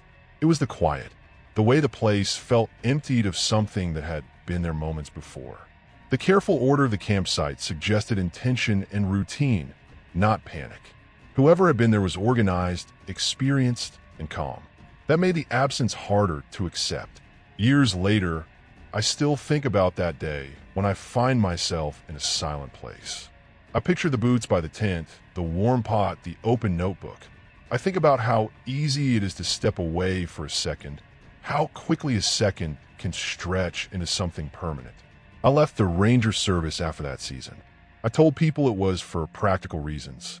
Money, stability, normal life. That was part of it. The rest was knowing that some places do not give explanations. They just keep their silence, and you're left to carry it with you.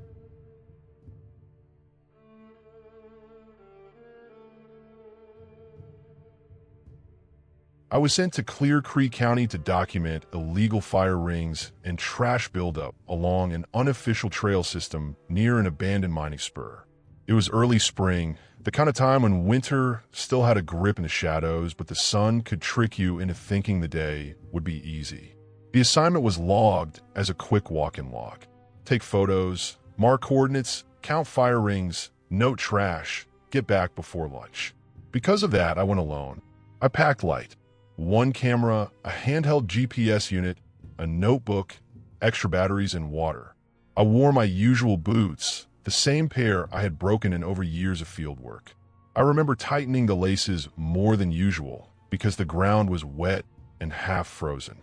The area sat above a narrow drainage with old tailings piles scattered like dull gray dunes. The mining spur itself was barely visible, just a faint line where rails once cut through the trees. The unofficial trails braided around it, made by people cutting corners or heading to spots they did not want to be seen using.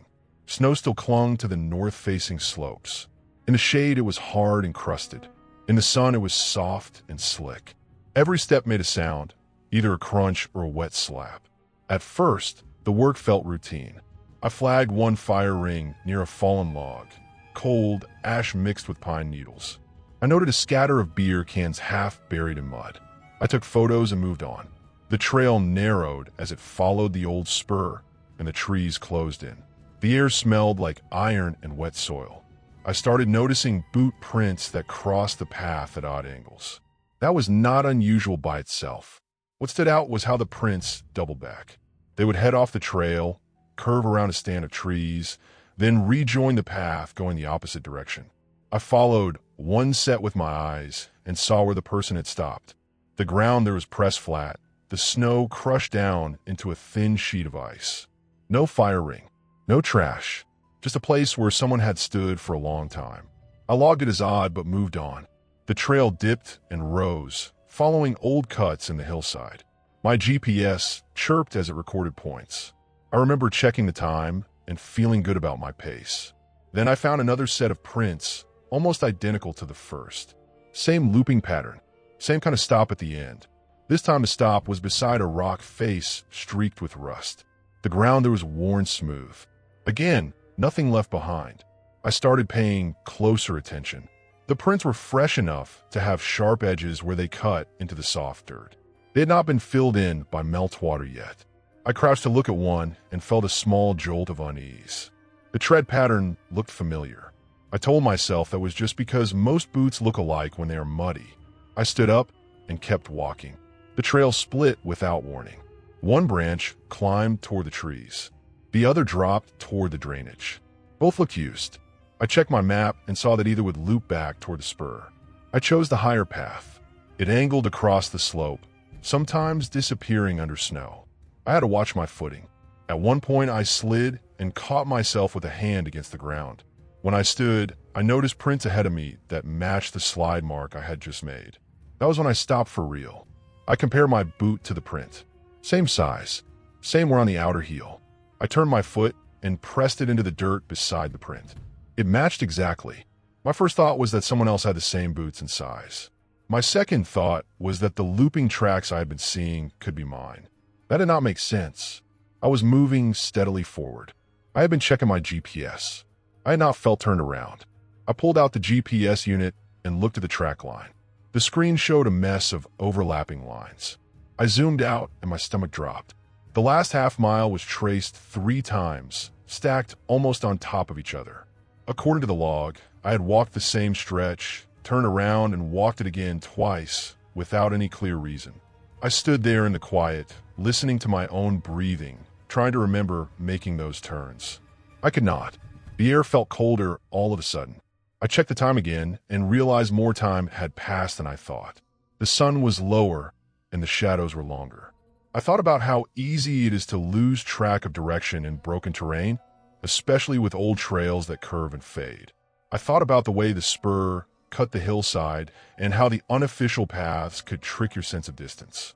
I thought about how tired I was, even though the walk should not have been hard. I forced myself to slow down. I took a drink of water and ate a bar. I oriented myself using the slope of the land and the sound of the creek below. I picked a single direction and stuck to it, checking the GPS every few minutes. As I walked, I kept seeing those flattened spots where someone had stood. Now I knew they were mine. Each one marked a place where I must have stopped, maybe to check the unit, maybe to think, maybe to hesitate and turn without realizing it. There were no camps because no one else had been there. There was no trash because it was just me circling my own path. The realization did not make me feel better. It made me feel exposed. If I could lose that much awareness on a short assignment, alone, with good weather and working equipment, then the margin was thinner than I liked to admit. The GPS signal cut in and out in the narrow cuts near the spur. The old mining debris threw off the readings. The snow hid small landmarks. All of it added up. I finished the minimum documentation I needed and marked my exit route carefully.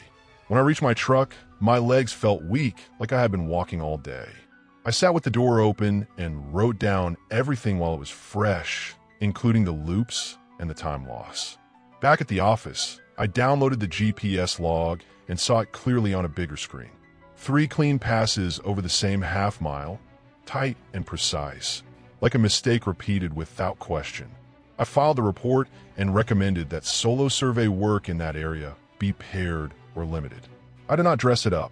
I did not blame the terrain alone. I wrote that awareness can slip quietly and that the signs are easy to miss until they stack up behind you. After that day, I never volunteered for solo survey work again.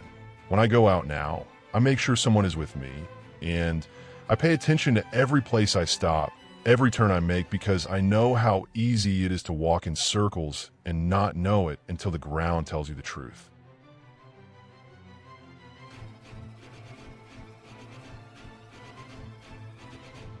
I had been assigned to a remote section of the Rocky Mountain National Park during the late summer, a stretch of high alpine terrain that few visitors ever reached.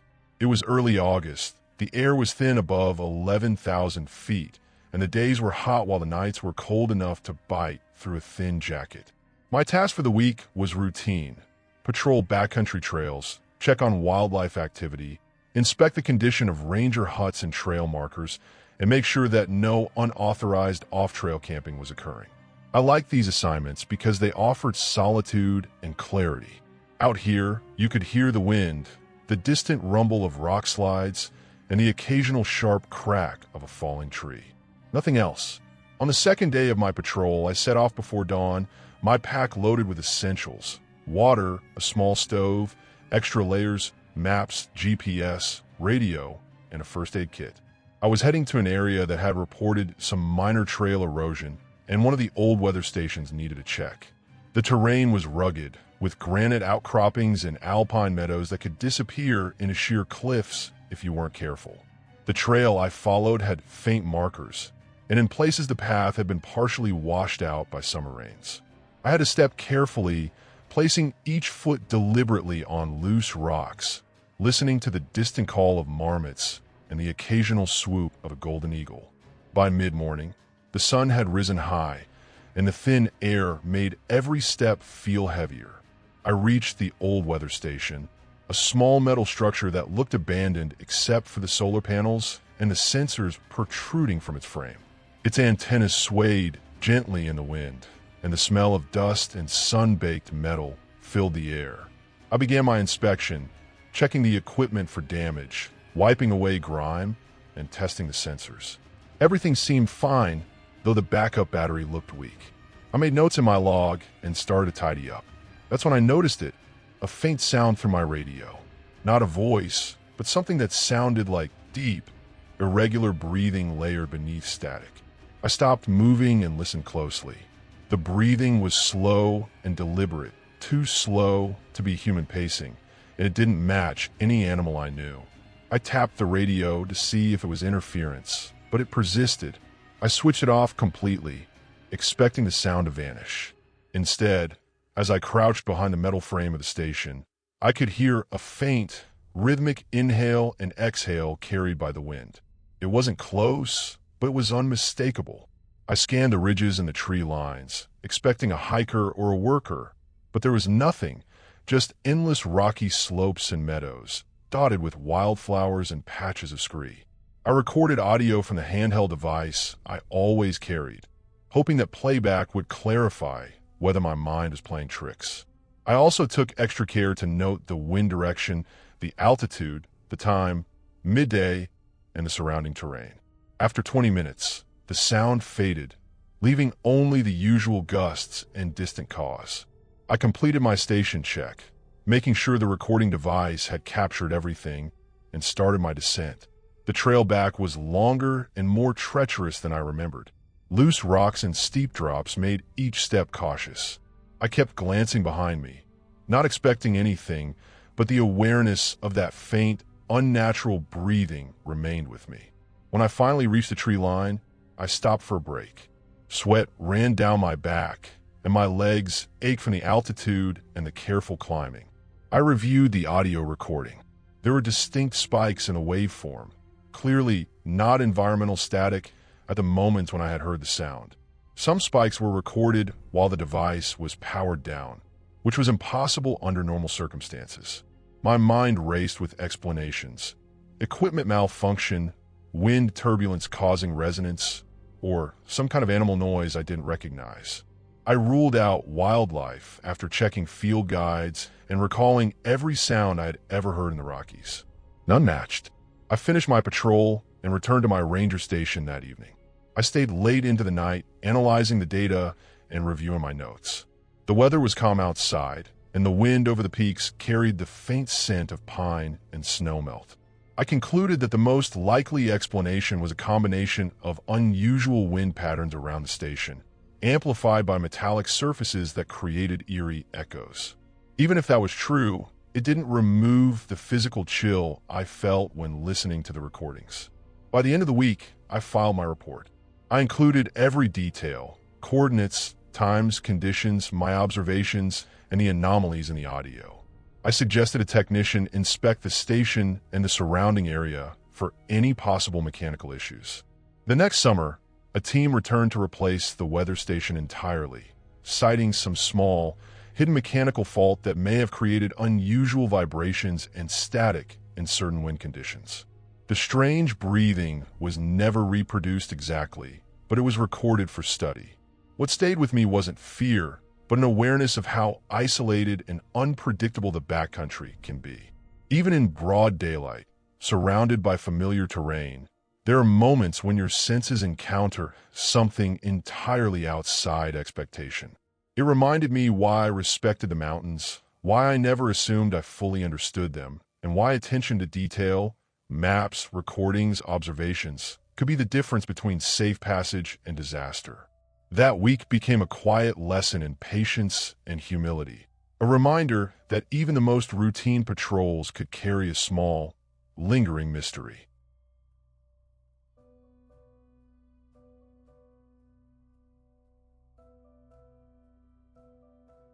I remember the morning clearly. I had been called out to a section of the Rocky Mountains in western Colorado near the Maroon Bells, a remote area that had been reported as unusually quiet. It was late September, the air already crisp enough to sting my lungs when I climbed past 9,000 feet.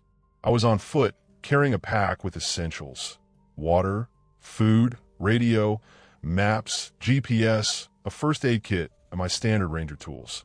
The forest was dense here, a mix of lodgepole pines and aspen, their yellow leaves fluttering faintly in a wind that smelled of the coming winter. I was checking on a trail that hikers sometimes use despite it being unmaintained for years, and I needed to document erosion patterns and report back on wildlife sightings. I parked my truck on a dirt pullout, locked it, and started the hike up the steep incline. The path wasn't maintained, but old markers guided me. My boots crunched over loose rocks and pine needles as I moved slowly, scanning the slope for any unusual signs: fresh tracks, fallen trees, anything that might be a hazard. As I ascended, I noticed the light was strange, bright in some areas, shadowed in others, even though it was barely past 9 in the morning. Clouds were rolling over the peaks, low and fast, and the wind picked up, carrying the faint smell of smoke. Not a lot, but enough to make me alert.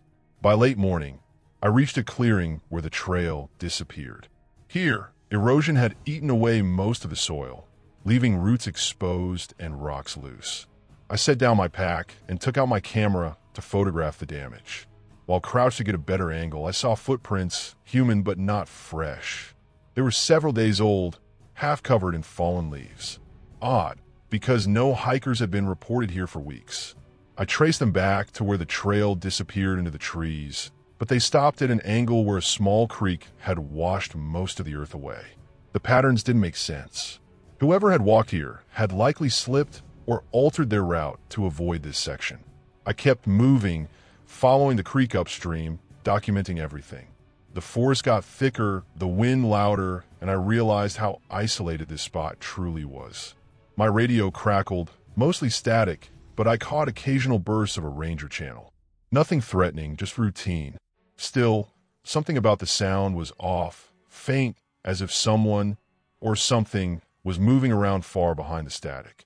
My imagination started racing, but I reminded myself that it was just the mountains and the wind, always carrying echoes. Around noon, I reached a section where the creek narrowed and formed a small pool. I bent to refill my water bottle, squinting against the sun reflecting off the water. That's when I noticed more footprints, smaller, almost child-sized, moving along the bank. They weren't new, maybe a week or so old, and they didn't match the earlier prints. Odd for such a remote area. The ground around the pool was soft, muddy, and full of broken twigs. Something had definitely been there, but I saw no signs of camping or trash. Nothing that would indicate people had stayed long. I continued upstream, careful not to disturb anything. The terrain became steeper, rocky, and my legs were burning from the climb. Around 1:30 p.m., I stopped on a ledge to rest and eat. From that vantage, I could see a narrow valley dropping away to my right. A herd of elk moved quietly down below, partially hidden in the trees. Their presence was normal, but it reminded me that the mountains were alive with life that didn't always notice humans. I stayed still for nearly 20 minutes, watching them, feeling both exposed and safe at the same time. After my break, I turned back down the slope. That's when I saw something that made my stomach tighten. The trail I had followed upward had collapsed in places I hadn't noticed before. Loose rocks had shifted, small landslides had occurred, and in one section, a boulder about the size of a car had tumbled into the creek, altering the path. This explained why the footprints stopped earlier. Anyone walking through here had likely had a scramble over unstable ground. I carefully picked my way down, testing every step.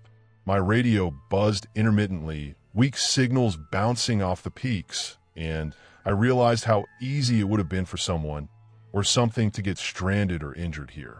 By the time I reached my truck, the sun was low. The forest shadows stretched long, and the wind carried the smell of wet leaves and pine sap. I documented everything I had seen on my GPS and in my notebook.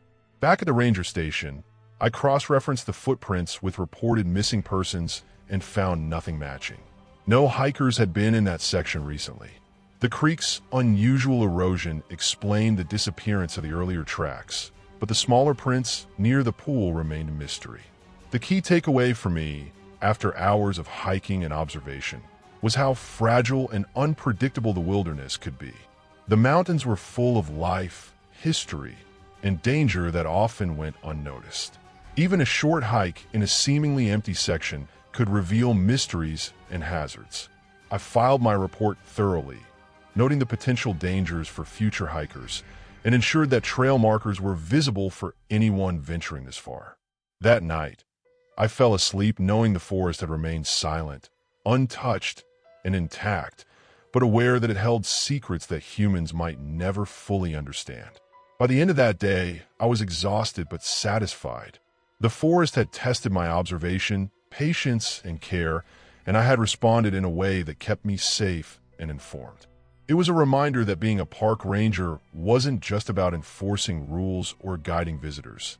It was about paying attention to the land, understanding it, and respecting the unpredictable forces at work in even the most beautiful and seemingly quiet corners of Colorado.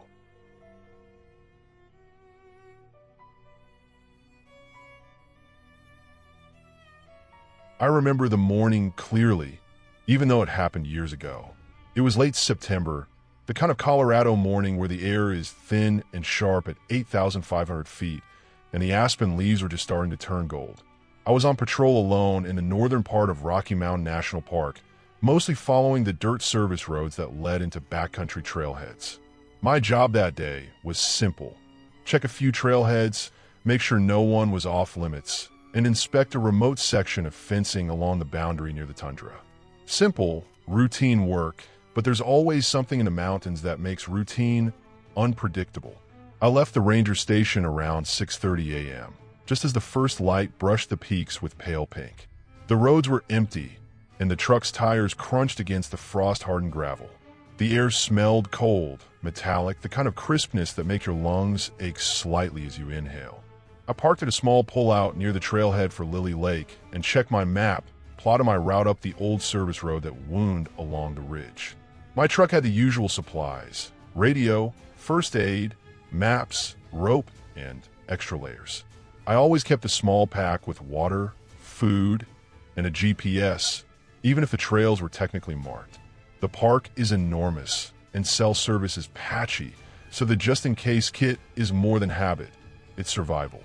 The first couple of miles were quiet, nothing unusual, just the smell of wet pine needles and the occasional jolt of wind through the trees. I spotted a few early hikers, bundled up, coffee in hand, looking at their phones and cameras as if the mountains existed only for photos. I waved, but didn't stop. After leaving the main trail, the service road narrowed, turning into a barely maintained track that eventually became single-lane dirt cut into the side of a slope. I had to slow down to about 10 miles an hour to avoid sliding into loose gravel.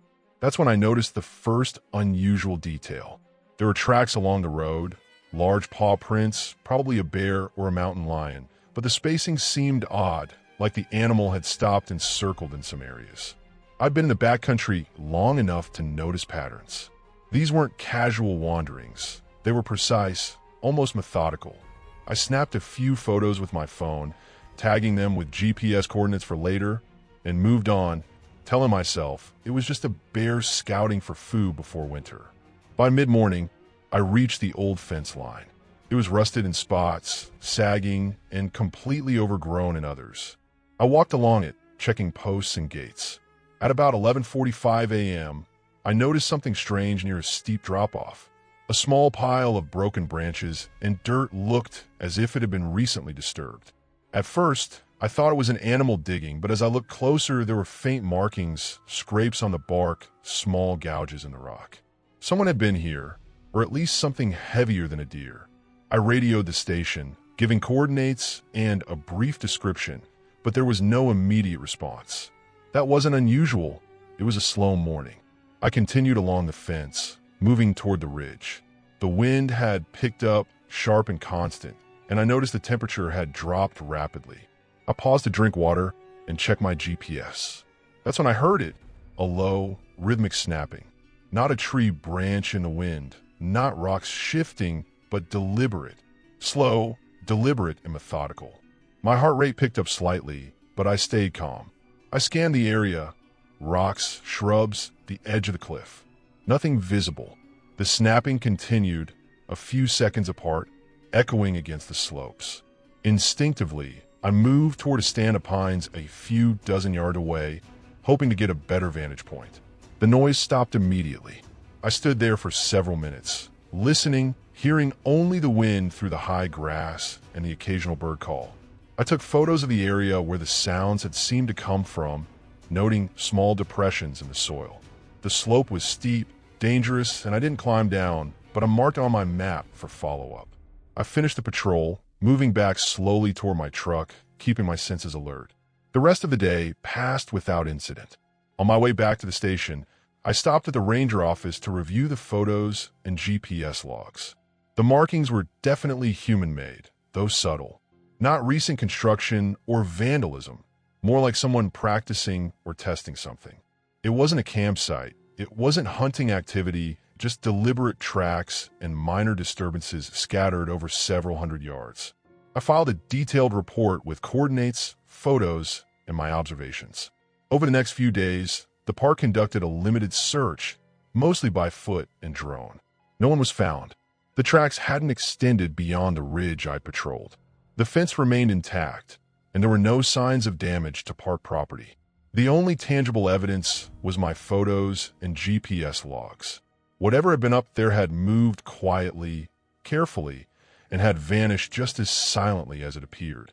Looking back now, I understand it was a reminder of the park's scale, the unpredictability of wilderness, and how easily humans can be outmaneuvered by someone, or something, experienced in moving through it. It wasn't supernatural, it wasn't unexplainable, just real and unsettling. That sense of unease stayed with me for months, every time I drove up remote ridges alone or walked along quiet backcountry trails. The mountains keep their secrets, and sometimes the only record of them is a careful set of notes, a GPS track, and a memory that refuses to fade. That patrol taught me vigilance and patience. It reminded me that even in a place with clear maps, marked trails, and regular ranger checks, the wilderness has a life of its own. I never solved the mystery completely, but I walked away with a deeper respect for the mountains and an acute awareness that being a ranger is as much about observation and patience as it is about enforcing rules. The experience reinforced the idea that nature doesn't need to frighten to command attention. It just does quietly, with evidence you can almost feel rather than see.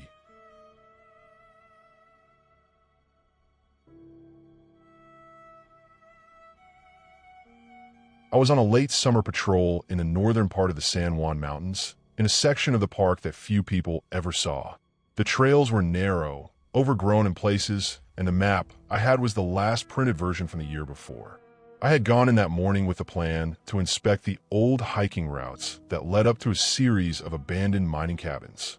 My job was to check for erosion, fallen trees, and any hazards that could affect hikers, but part of it was also just making sure no one had trespassed or left fires unattended. The area was remote enough that cell service didn't exist, and the closest ranger station was over an hour away by truck and another 2 by foot. I parked the truck near a small clearing where a creek ran shallow and clear, the sound of the water muffled by the surrounding spruce and aspen. My backpack was heavy with my standard kit: first aid supplies, water, a GPS device, topo maps, a small toolkit, and a spare radio battery. I started the hike at around 8:30 a.m., following a faint trail that zigzagged up the mountainside. The air was thin, sharp, and cool for late August, carrying the earthy scent of pine needles and damp soil. As I climbed, the trail narrowed, bordered by jagged rocks and occasional thickets of wildflowers I recognized but couldn't name on sight. I moved deliberately, scanning for wildlife tracks, broken branches, or any signs of recent human activity.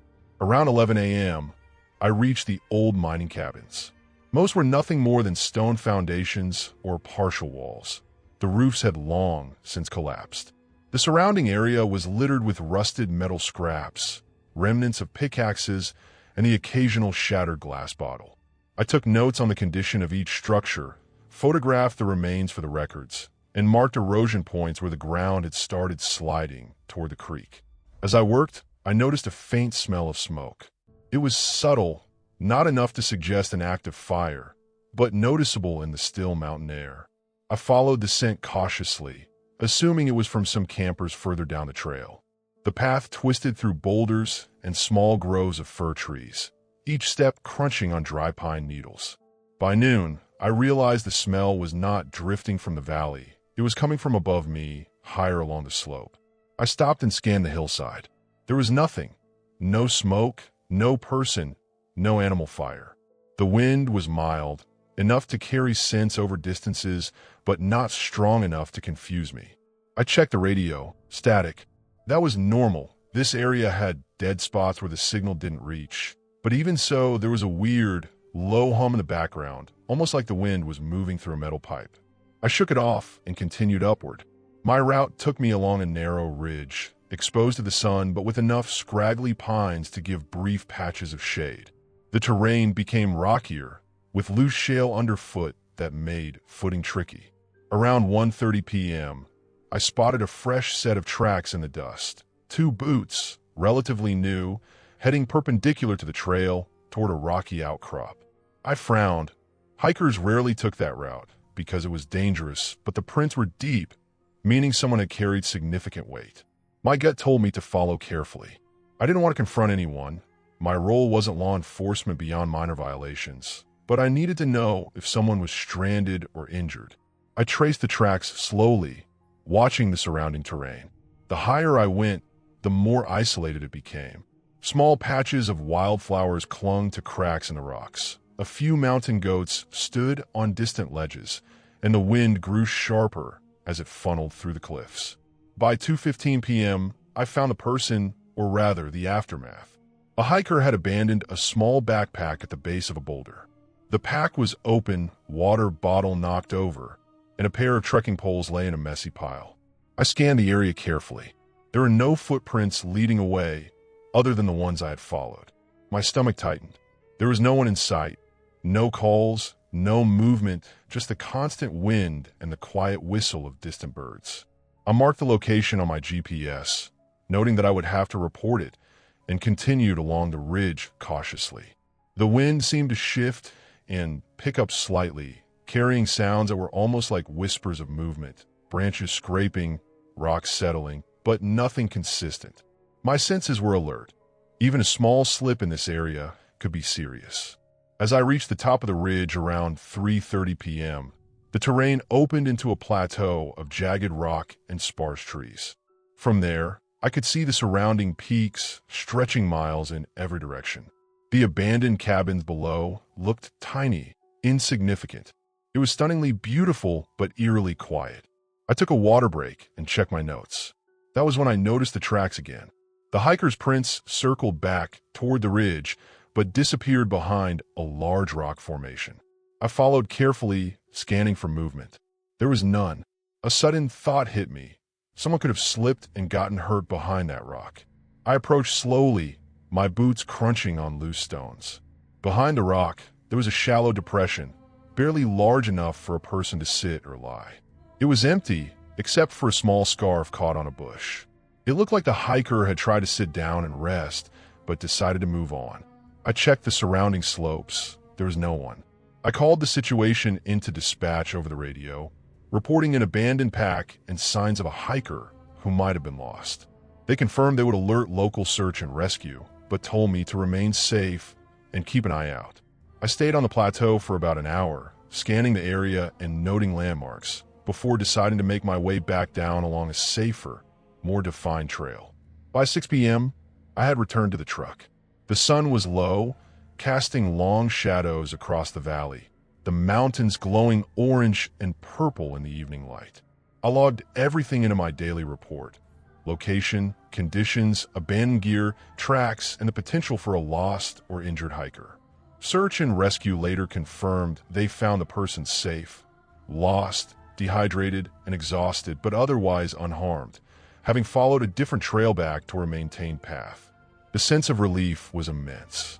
Even in a place as remote and wild as that section of the San Juans, planning, patience, and attention to detail had made the difference between a potential tragedy and a safe outcome. That day reminded me why I loved this job. The beauty, the danger, the responsibility, and the knowledge that even small decisions, careful observation, and steady persistence could save someone's life. I packed up my gear, drove back down through the winding mountain roads, and watched as the stars appeared one by one over the peaks. Everything was quiet, real, and entirely Colorado, wild, unpredictable, and yet, in the end, manageable.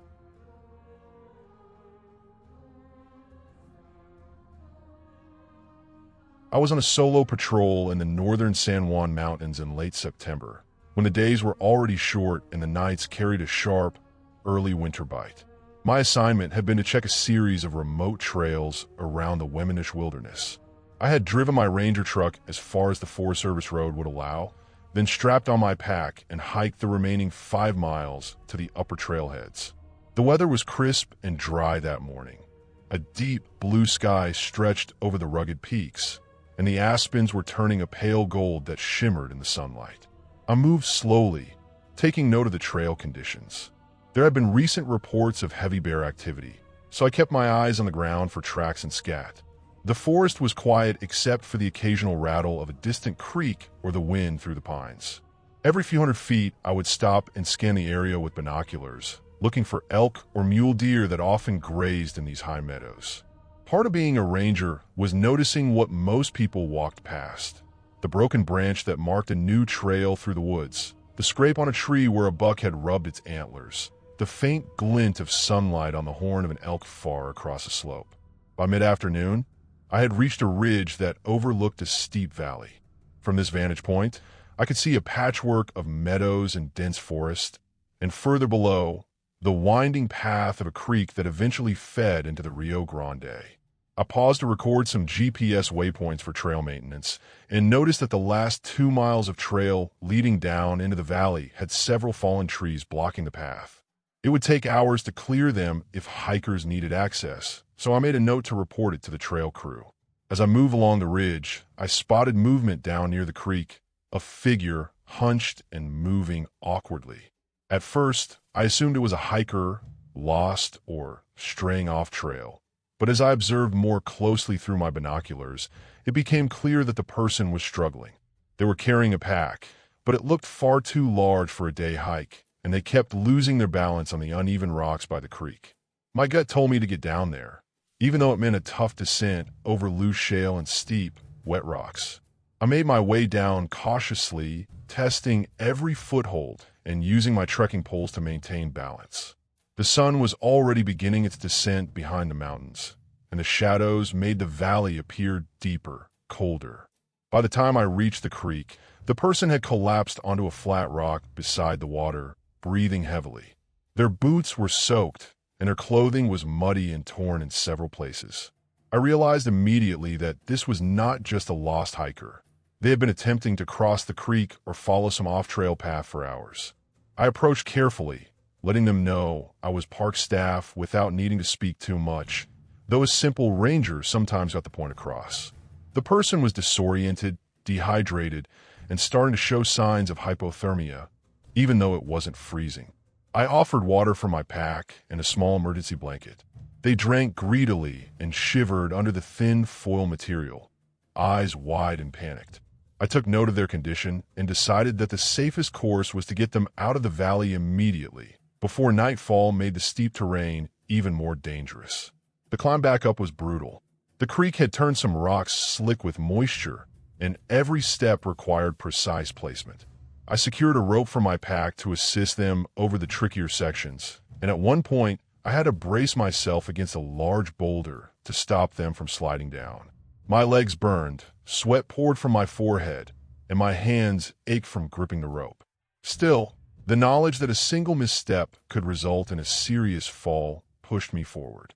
The sun dipped below the ridge while we were still ascending, turning the sky into a brilliant gradient of orange and purple.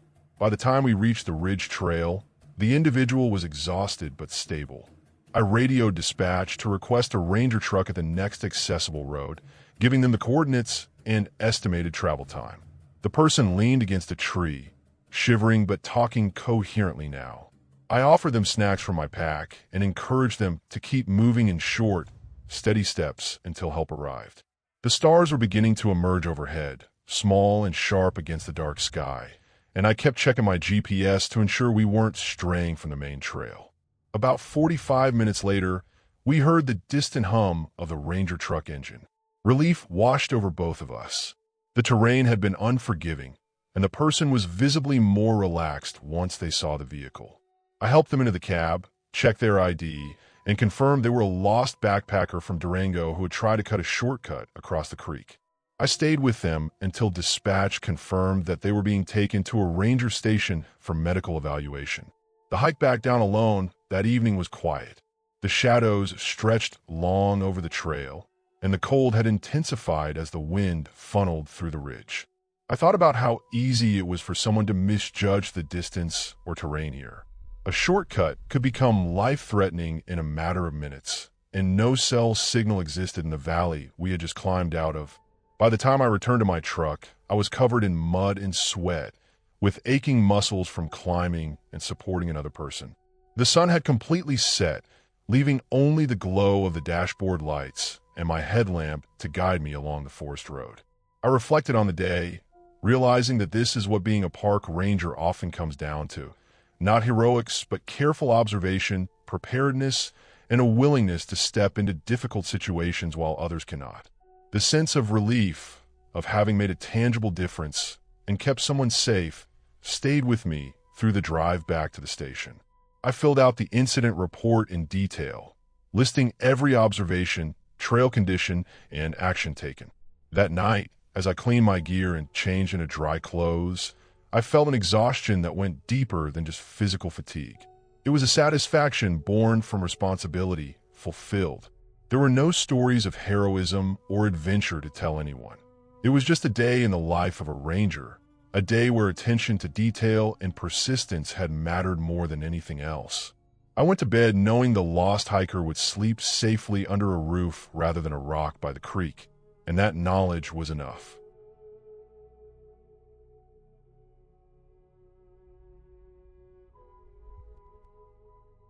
I was on a routine solo patrol in late August, a few years back, in one of the more remote areas of the San Juan Mountains.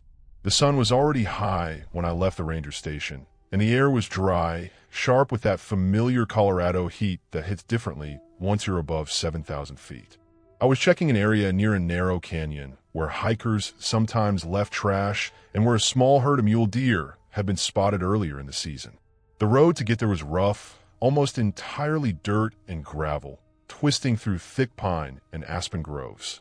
My truck bounced over ruts, and the tires threw up small clouds of dust that smelled like the forest floor after a dry morning. I reached the small pull-off near the canyon around 11.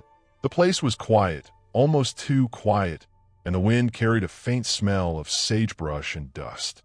I took my gear out, radio, map, compass, first aid kit, and water, and set off on foot along a narrow trail that clung to the side of the canyon.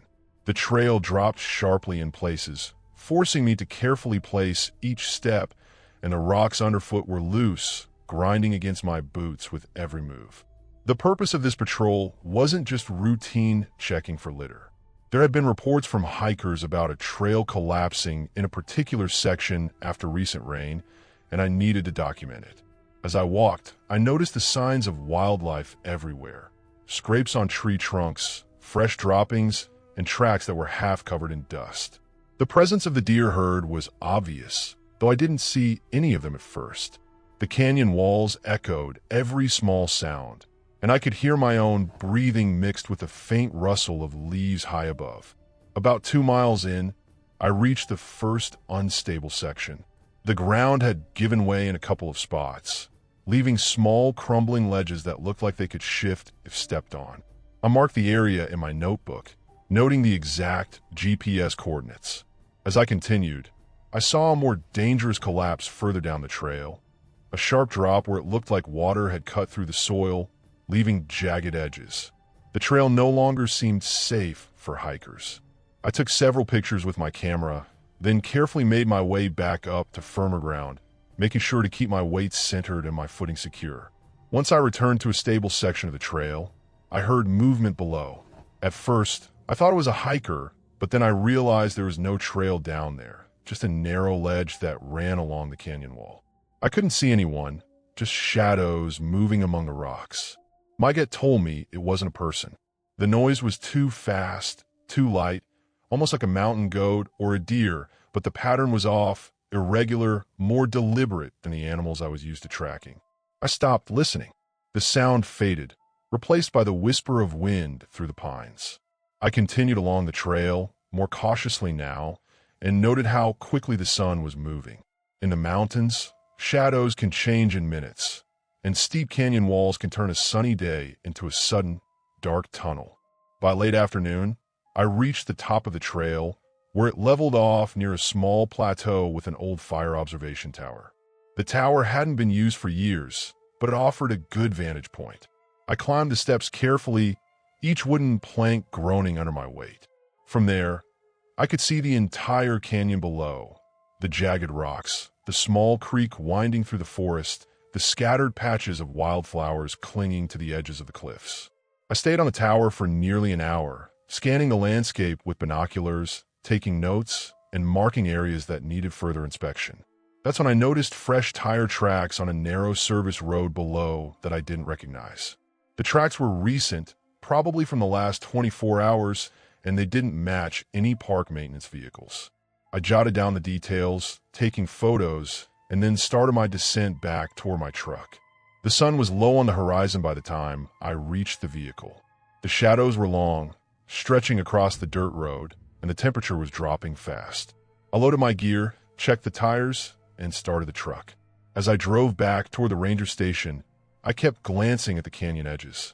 The feeling of being watched was strong, though I knew it was just the isolation and my mind alert from the day's patrol. When I returned to the station, I immediately reported the trail collapse, the unstable sections, and the mysterious tire tracks. The rest of the evening was spent logging GPS points and filling out paperwork. Even as I showered and ate a late dinner, I couldn't shake the feeling that I had missed something on the trail, some subtle sign or movement that didn't make sense. The next morning, I went back with another ranger to inspect the service road. It turned out that an illegal ATV had been driving along it, which explained the fresh tracks. No one was caught, but the damage was minimal. The trail collapses were stabilized with ropes and warning markers, and the deer herd was safe.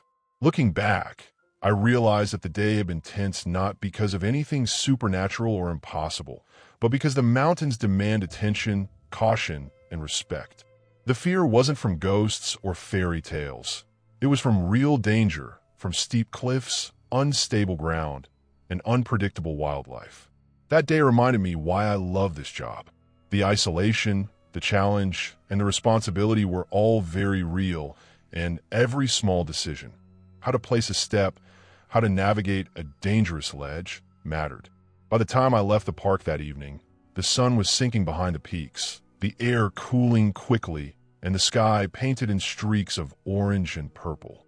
The mountains were calm again, but I knew they could change in an instant. And for a park ranger, that knowledge is both terrifying and essential.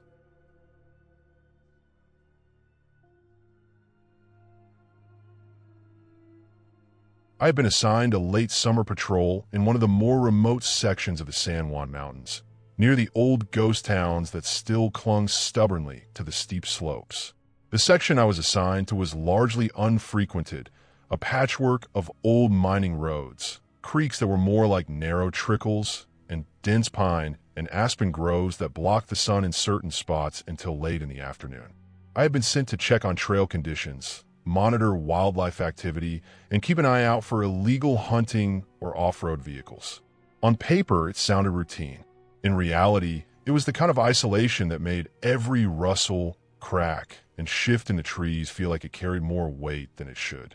I left the ranger station before sunrise, driving the old Ford Ranger along narrow switchbacks that climbed steadily into the mountains. The air was thin at that altitude, crisp with the smell of pine and damp earth, and I could feel the difference in my breathing almost immediately. I carry my standard gear: radio, first aid kit, water, a small shovel, bear spray, a notebook, and a handheld GPS. I also had a pair of binoculars slung around my neck, though on these trails, they were more precaution than a necessity. By mid-morning, I had reached the upper sections of the trail that led to an abandoned mine shaft I needed to check on. The mine itself had been long inactive, but a lot of hikers and occasional hunters sometimes used it as a shortcut through the ridges. The road was washed out in several spots, and rocks had tumbled down from the cliffs above, creating natural barriers that I had to climb over. Every so often, I stopped to take photographs for the ranger station's maintenance reports. The area was stunning.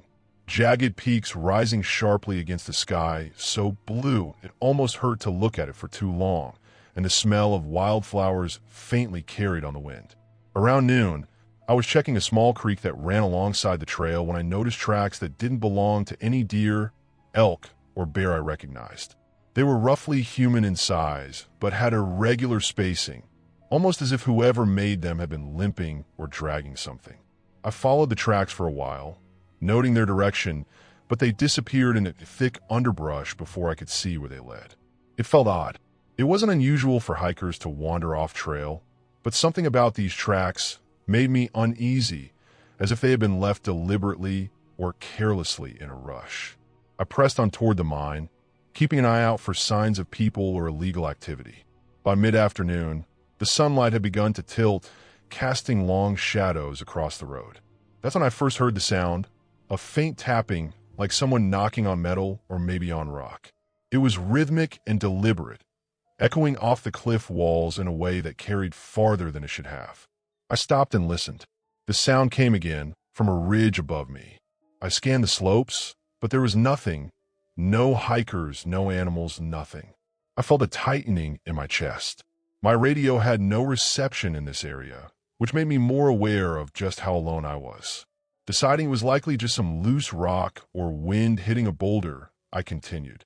The mine entrance came into view just as the sun started to dip.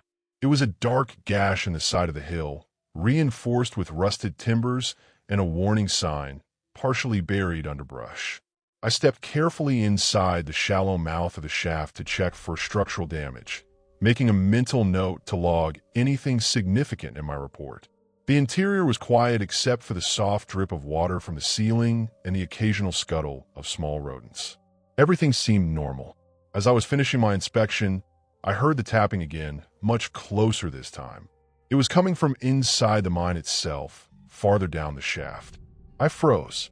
The sound was deliberate, almost like someone was testing my attention, but there was no other sign of life. I trained my flashlight down the shaft, the beam cutting through the dust and darkness. There was nothing, not even loose rocks falling naturally. My stomach tightened. I decided it wasn't worth investigating further. I wasn't going to crawl into a mine shaft alone at dusk without backup. I exited the mine and started the walk back toward my truck. The sun had set, and shadows made the trail difficult to navigate. The temperature dropped quickly, and I put on my jacket. That's when I heard it, a low, irregular scraping noise coming from the side of the trail, almost like claws against rock, but slower and heavier than anything an animal could make. My heart rate spiked. I stopped and waited. The sound paused when I did, then started again in a different spot along the trail, closer, then farther. I realized it wasn't moving in a straight line. It was as if something or someone was testing the path behind me, keeping pace without exposing itself. I forced myself to keep moving, careful to make my steps deliberate and loud, trying to sound unafraid. When I reached the last ridge before the parking area, I looked down. There was nothing, just the trail illuminated by the weak beam of my flashlight. I finally made it to the truck, heart pounding, and locked the doors immediately. I sat there for a few minutes, trying to convince myself it had been wind or animals, but the timing had been too precise, the sounds too deliberate. I drove down the mountain with the windows up, constantly checking the mirrors. When I got back to the ranger station, I downloaded the GPS data and examined the trail cameras I had set up months earlier. One of them had recorded a figure moving along the trail where I had been, but it was too blurry to identify, not clearly human or animal. Nothing else had moved on the cameras. I filed the report, noting the unusual activity, and scheduled a follow-up patrol with a partner the next day. Weeks later, I returned to the same area with another ranger. The tracks were gone, and there was no sign of anyone or anything out of place. Whatever had been out there, following me along the trail, was gone. I never found out exactly what it was.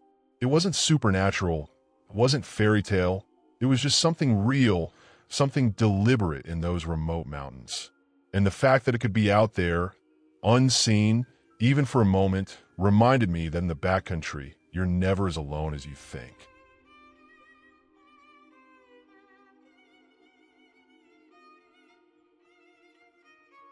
I was working a summer patrol in the northern part of Colorado, up near the Indian Peaks Wilderness.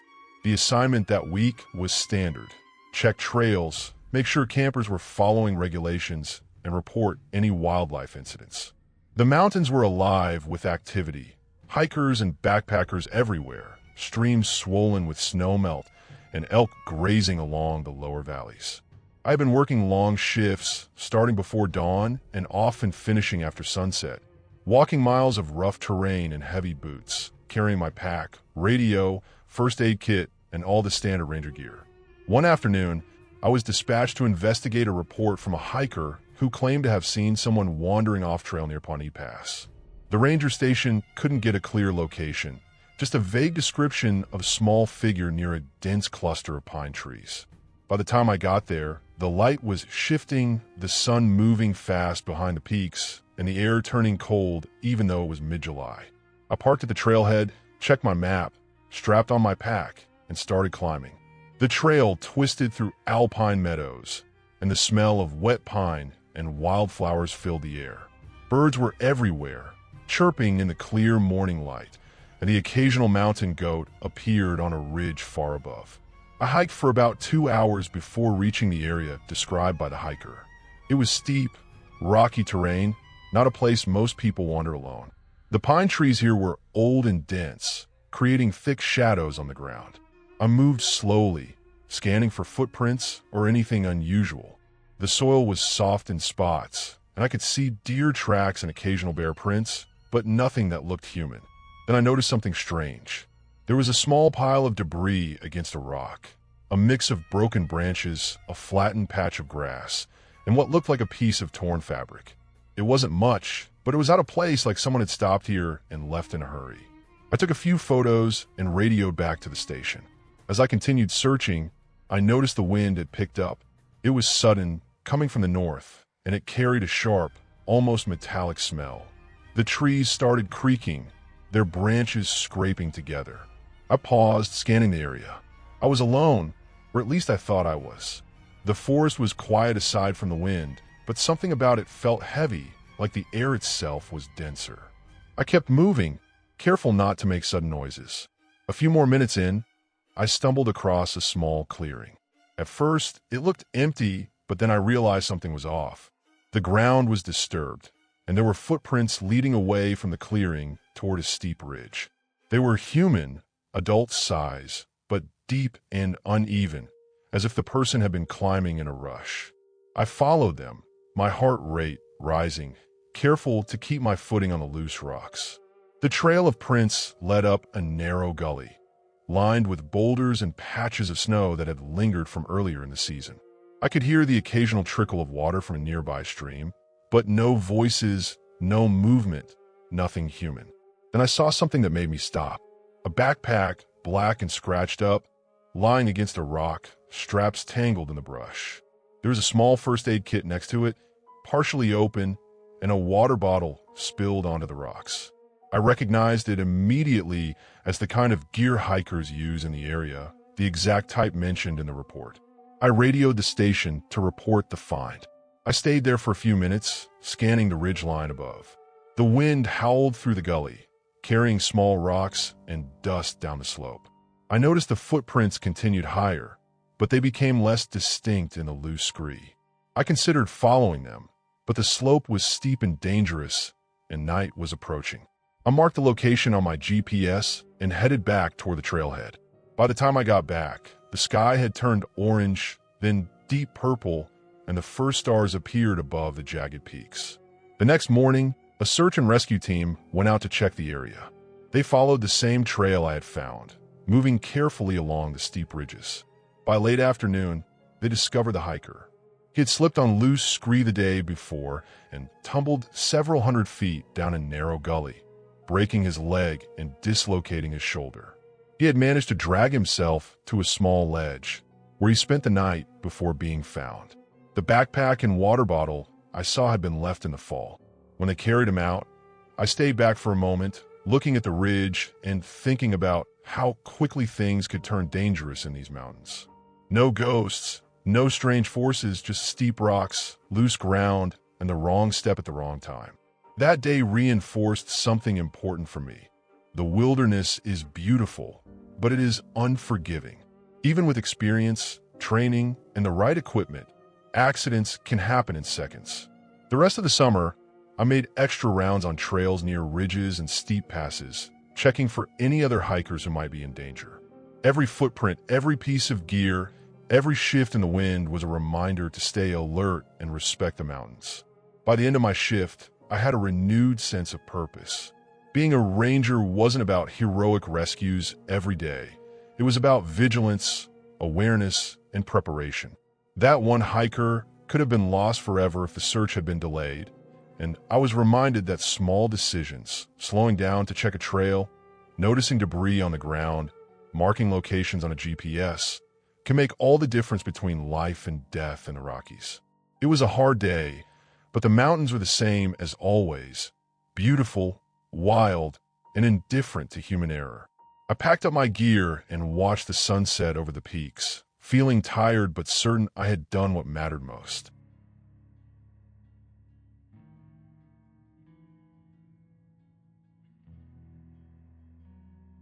I was on a solo patrol in the northern San Juan Mountains in late September, when the days were already short and the nights carried a sharp, early winter bite.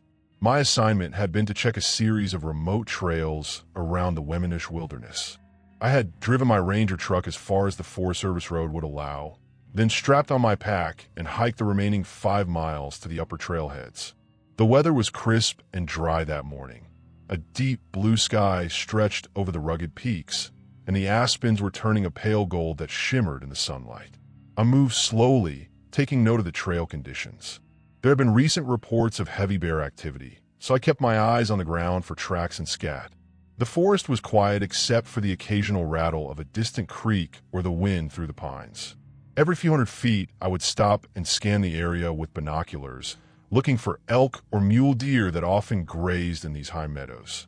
Part of being a ranger was noticing what most people walked past: the broken branch that marked a new trail through the woods, the scrape on a tree where a buck had rubbed its antlers, the faint glint of sunlight on the horn of an elk far across a slope. By mid-afternoon, I had reached a ridge that overlooked a steep valley.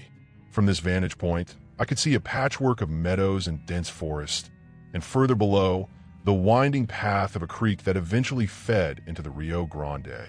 I paused to record some GPS waypoints for trail maintenance, and noticed that the last 2 miles of trail leading down into the valley had several fallen trees blocking the path. It would take hours to clear them if hikers needed access, so I made a note to report it to the trail crew. As I moved along the ridge, I spotted movement down near the creek, a figure hunched and moving awkwardly. At first, I assumed it was a hiker, lost or straying off trail, but as I observed more closely through my binoculars, it became clear that the person was struggling. They were carrying a pack, but it looked far too large for a day hike, and they kept losing their balance on the uneven rocks by the creek. My gut told me to get down there, even though it meant a tough descent over loose shale and steep, wet rocks. I made my way down cautiously, testing every foothold and using my trekking poles to maintain balance. The sun was already beginning its descent behind the mountains, and the shadows made the valley appear deeper, colder. By the time I reached the creek, the person had collapsed onto a flat rock beside the water, breathing heavily. Their boots were soaked, and their clothing was muddy and torn in several places. I realized immediately that this was not just a lost hiker. They had been attempting to cross the creek or follow some off-trail path for hours. I approached carefully, letting them know I was park staff without needing to speak too much, though a simple ranger sometimes got the point across. The person was disoriented, dehydrated, and starting to show signs of hypothermia, even though it wasn't freezing. I offered water from my pack and a small emergency blanket. They drank greedily and shivered under the thin foil material, eyes wide and panicked. I took note of their condition and decided that the safest course was to get them out of the valley immediately, before nightfall made the steep terrain even more dangerous. The climb back up was brutal. The creek had turned some rocks slick with moisture, and every step required precise placement. I secured a rope from my pack to assist them over the trickier sections, and at one point, I had to brace myself against a large boulder to stop them from sliding down. My legs burned, sweat poured from my forehead, and my hands ached from gripping the rope. Still, the knowledge that a single misstep could result in a serious fall pushed me forward. The sun dipped below the ridge while we were still ascending, turning the sky into a brilliant gradient of orange and purple. By the time we reached the ridge trail, the individual was exhausted but stable. I radioed dispatch to request a ranger truck at the next accessible road, giving them the coordinates and estimated travel time. The person leaned against a tree, shivering but talking coherently now. I offered them snacks from my pack and encouraged them to keep moving in short, steady steps until help arrived. The stars were beginning to emerge overhead, small and sharp against the dark sky, and I kept checking my GPS to ensure we weren't straying from the main trail. About 45 minutes later, we heard the distant hum of the ranger truck engine. Relief washed over both of us. The terrain had been unforgiving, and the person was visibly more relaxed once they saw the vehicle. I helped them into the cab, checked their ID, and confirmed they were a lost backpacker from Durango who had tried to cut a shortcut across the creek. I stayed with them until dispatch confirmed that they were being taken to a ranger station for medical evaluation. The hike back down alone that evening was quiet. The shadows stretched long over the trail, and the cold had intensified as the wind funneled through the ridge. I thought about how easy it was for someone to misjudge the distance or terrain here. A shortcut could become life-threatening in a matter of minutes, and no cell signal existed in the valley we had just climbed out of. By the time I returned to my truck, I was covered in mud and sweat, with aching muscles from climbing and supporting another person. The sun had completely set, leaving only the glow of the dashboard lights and my headlamp to guide me along the forest road. I reflected on the day, realizing that this is what being a park ranger often comes down to. Not heroics, but careful observation, preparedness, and a willingness to step into difficult situations while others cannot. The sense of relief, of having made a tangible difference and kept someone safe, stayed with me through the drive back to the station. I filled out the incident report in detail, listing every observation, trail condition, and action taken. That night, as I cleaned my gear and changed into dry clothes, I felt an exhaustion that went deeper than just physical fatigue. It was a satisfaction born from responsibility fulfilled. There were no stories of heroism or adventure to tell anyone. It was just a day in the life of a ranger, a day where attention to detail and persistence had mattered more than anything else. I went to bed knowing the lost hiker would sleep safely under a roof rather than a rock by the creek, and that knowledge was enough.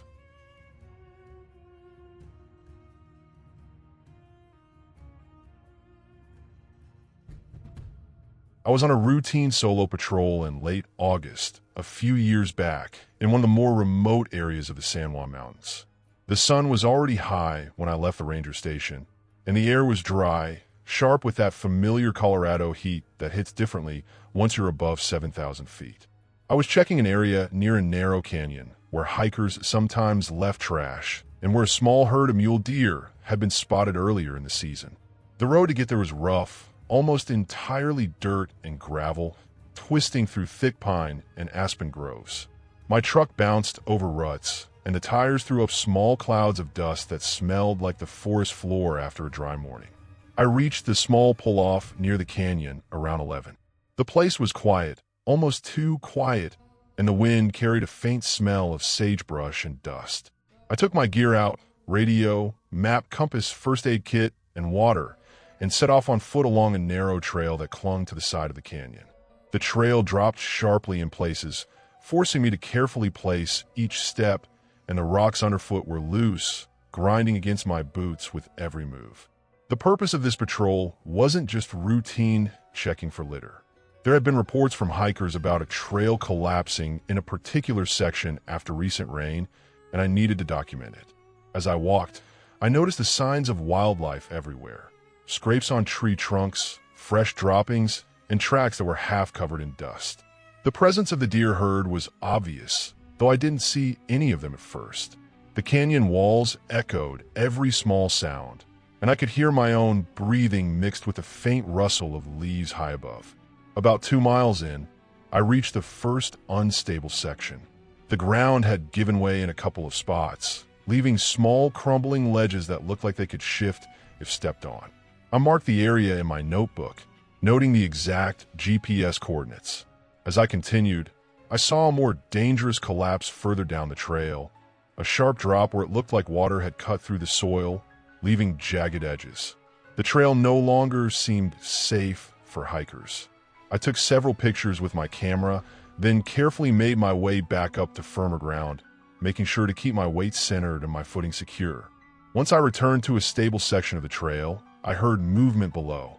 At first, I thought it was a hiker, but then I realized there was no trail down there, just a narrow ledge that ran along the canyon wall. I couldn't see anyone, just shadows moving among the rocks. My gut told me it wasn't a person. The noise was too fast, too light, almost like a mountain goat or a deer, but the pattern was off, irregular, more deliberate than the animals I was used to tracking. I stopped listening. The sound faded, replaced by the whisper of wind through the pines. I continued along the trail, more cautiously now, and noted how quickly the sun was moving. In the mountains, shadows can change in minutes, and steep canyon walls can turn a sunny day into a sudden, dark tunnel. By late afternoon, I reached the top of the trail where it leveled off near a small plateau with an old fire observation tower. The tower hadn't been used for years, but it offered a good vantage point. I climbed the steps carefully, each wooden plank groaning under my weight. From there, I could see the entire canyon below, the jagged rocks, the small creek winding through the forest, the scattered patches of wildflowers clinging to the edges of the cliffs. I stayed on the tower for nearly an hour, scanning the landscape with binoculars, taking notes, and marking areas that needed further inspection. That's when I noticed fresh tire tracks on a narrow service road below that I didn't recognize. The tracks were recent, probably from the last 24 hours, and they didn't match any park maintenance vehicles. I jotted down the details, taking photos, and then started my descent back toward my truck. The sun was low on the horizon by the time I reached the vehicle. The shadows were long, stretching across the dirt road, and the temperature was dropping fast. I loaded my gear, checked the tires, and started the truck. As I drove back toward the ranger station, I kept glancing at the canyon edges. The feeling of being watched was strong, though I knew it was just the isolation and my mind alert from the day's patrol. When I returned to the station, I immediately reported the trail collapse, the unstable sections, and the mysterious tire tracks. The rest of the evening was spent logging GPS points and filling out paperwork. Even as I showered and ate a late dinner, I couldn't shake the feeling that I had missed something on the trail, some subtle sign or movement that didn't make sense. The next morning, I went back with another ranger to inspect the service road. It turned out that an illegal ATV had been driving along it, which explained the fresh tracks. No one was caught, but the damage was minimal. The trail collapses were stabilized with ropes and warning markers, and the deer herd was safe. Looking back, I realized that the day had been tense not because of anything supernatural or impossible, but because the mountains demand attention, caution, and respect. The fear wasn't from ghosts or fairy tales. It was from real danger, from steep cliffs, unstable ground, and unpredictable wildlife. That day reminded me why I love this job. The isolation, the challenge, and the responsibility were all very real, and every small decision, how to place a step, how to navigate a dangerous ledge, mattered. By the time I left the park that evening, the sun was sinking behind the peaks, the air cooling quickly, and the sky painted in streaks of orange and purple. The mountains were calm again, but I knew they could change in an instant. And for a park ranger, that knowledge is both terrifying and essential.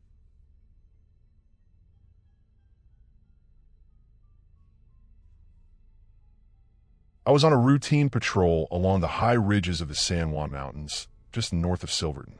It was late July, the sun had started its slow descent behind the peaks, and the air was thin and dry. I had been assigned to check on a series of old mining roads and trailheads that were frequently used by hikers, off-road vehicles, and, occasionally, people who had no business being out there. The weather had been stable all day, a clear sky with that sharp, almost blinding sunlight that Colorado throws down at altitude, and I was alone, as usual. I preferred it that way. It gave me a sense of focus, a way to feel completely in tune with the land. I was driving slowly along the dirt road, scanning the landscape for anything out of place. At that elevation, over 11,000 feet, even small changes in the terrain could indicate potential hazards, rock slides, hidden holes, or old, unstable mining shafts. My truck kicked up clouds of fine, reddish dust as I moved along, and the smell of sagebrush mixed with that dry, metallic tang that always seems to hang over abandoned mines. As I approached a sharp bend in the road near a ridge, I noticed fresh tracks in the dirt. They weren't recent animal prints, too large and too irregular. They looked like tire tracks, but not from any vehicle I recognized. They were narrow, uneven, and almost serpentine, like someone had deliberately avoided a straight line. I stopped the truck and got out to inspect them. The tracks led off the road, down a small ravine toward a stand of thick juniper and aspen. Curious, I followed them on foot. My boots sank slightly into the dry dirt, and every step echoed against the canyon walls. The deeper I went, the quieter it became. Even the wind seemed to die down in that narrow ravine, and I started noticing subtle signs of human presence, scraps of foil, pieces of rope, a crushed water bottle, but nothing that screamed immediate danger. I was thinking maybe some local off-road enthusiast had taken a wrong turn and gone off-trail. I reached a clearing, and my stomach tightened. There was a makeshift camp set up there, clearly abandoned in a hurry. The fire pit still had ashes that looked like they had cooled only a few hours ago, and a backpack lay torn open near a small stream. Everything looked normal, except for one thing. There were marks in the soil around the camp, gouges deep enough to suggest something heavy had been dragged, not carried. The pattern of these gouges didn't make sense for normal camping gear. They curved in ways that suggested someone, or something, had been trying to move a large object down the slope. I radioed into base to log my location and report the abandoned site. While I waited for acknowledgement, I decided to survey the surrounding area to make sure no one was left behind. That's when I noticed it, the faint glint of metal, half buried near the edge of the stream. I crouched down and unearthed a small, rusted metal box, dented but intact. Inside were old mining tools, a few notebooks, and a set of strange symbols etched onto the pages. They weren't codes or gang signs. They looked more like sketches of the terrain and notes about elevations. But there was no way anyone would stumble upon these casually. They were clearly part of some obsessive personal project. I continued exploring the ravine carefully, noting every detail. The angle of the slope, the tree branches broken low to the ground, the small piles of rocks someone had stacked in deliberate patterns. It gave me a sense of someone who had been trying to map or move through the area without leaving obvious signs. That realization made me uneasy. This wasn't just someone camping or doing normal hiking. Someone, or some people, had been working here for weeks, moving carefully, leaving behind only the smallest clues of their presence. I finally decided to head back to the truck as the sun dipped lower. The shadows were stretching across the mountains now, and the air was dropping quickly in temperature. On my way back, I noticed something I hadn't before, a set of tracks parallel to the ones I'd been following, almost identical, but much fresher. They had appeared in the last hour, maybe even half an hour. Whoever had been here had circled back toward the road. I got back into the truck and slowly drove down the winding road, keeping my eyes on every bend. The tracks on the dirt road eventually disappeared into the sagebrush. By the time I returned to base, the sky had turned the deep indigo of high-altitude night, with stars sharp and close. I filed a report with full notes on the site, including GPS coordinates, the state of the camp, and all the tracks I had observed.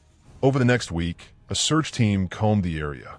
They found nothing else, no trace of whoever had left the camp, no additional markings, nothing in the woods that could explain the strange gouges. It was as if someone had built a temporary workspace, vanished into thin air, and taken all evidence with them. Even the rusted box I had taken as evidence revealed nothing unusual when examined. It was just mining notes and tools. But it was enough to remind me how vast and unmonitored parts of the San Juans were. That week, I thought a lot about the people who moved silently through those mountains, leaving only shadows behind. And I realized that part of my job as a ranger wasn't just enforcing rules or watching for accidents. It was witnessing the way humans interacted with these wild places, sometimes in ways I couldn't explain, sometimes in ways I would never fully know. The mountains were indifferent, the ridges and ravines waiting for anyone who dared to move through them carefully. And I learned to respect that silence, that emptiness, that invisible human presence that could exist without leaving a trace.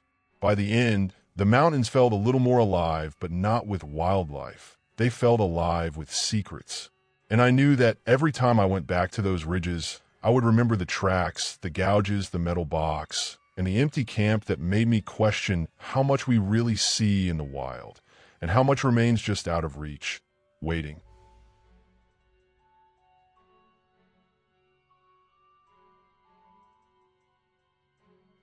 I had been assigned to a backcountry patrol in one of the more remote parts of Colorado, in the Sangre de Cristo Mountains, during the late summer of 2018. The area was known for its steep ridges, narrow trails, and scattered alpine lakes that weren't accessible by road. My job that week was mostly routine, checking trail conditions, monitoring for illegal camping, and looking for signs of wildlife overuse or poaching. The mornings were cold, and the afternoons brought sudden thunderstorms that could turn trails into slick streams of mud and rock. I had been on solo patrols before, But this week, the stretches between any kind of human contact were longer than usual. The day started like any other. I left the ranger station around 6:30 a.m., my pack loaded with the usual gear: maps, GPS, first aid kit, extra water, trail repair tools, and my handheld radio.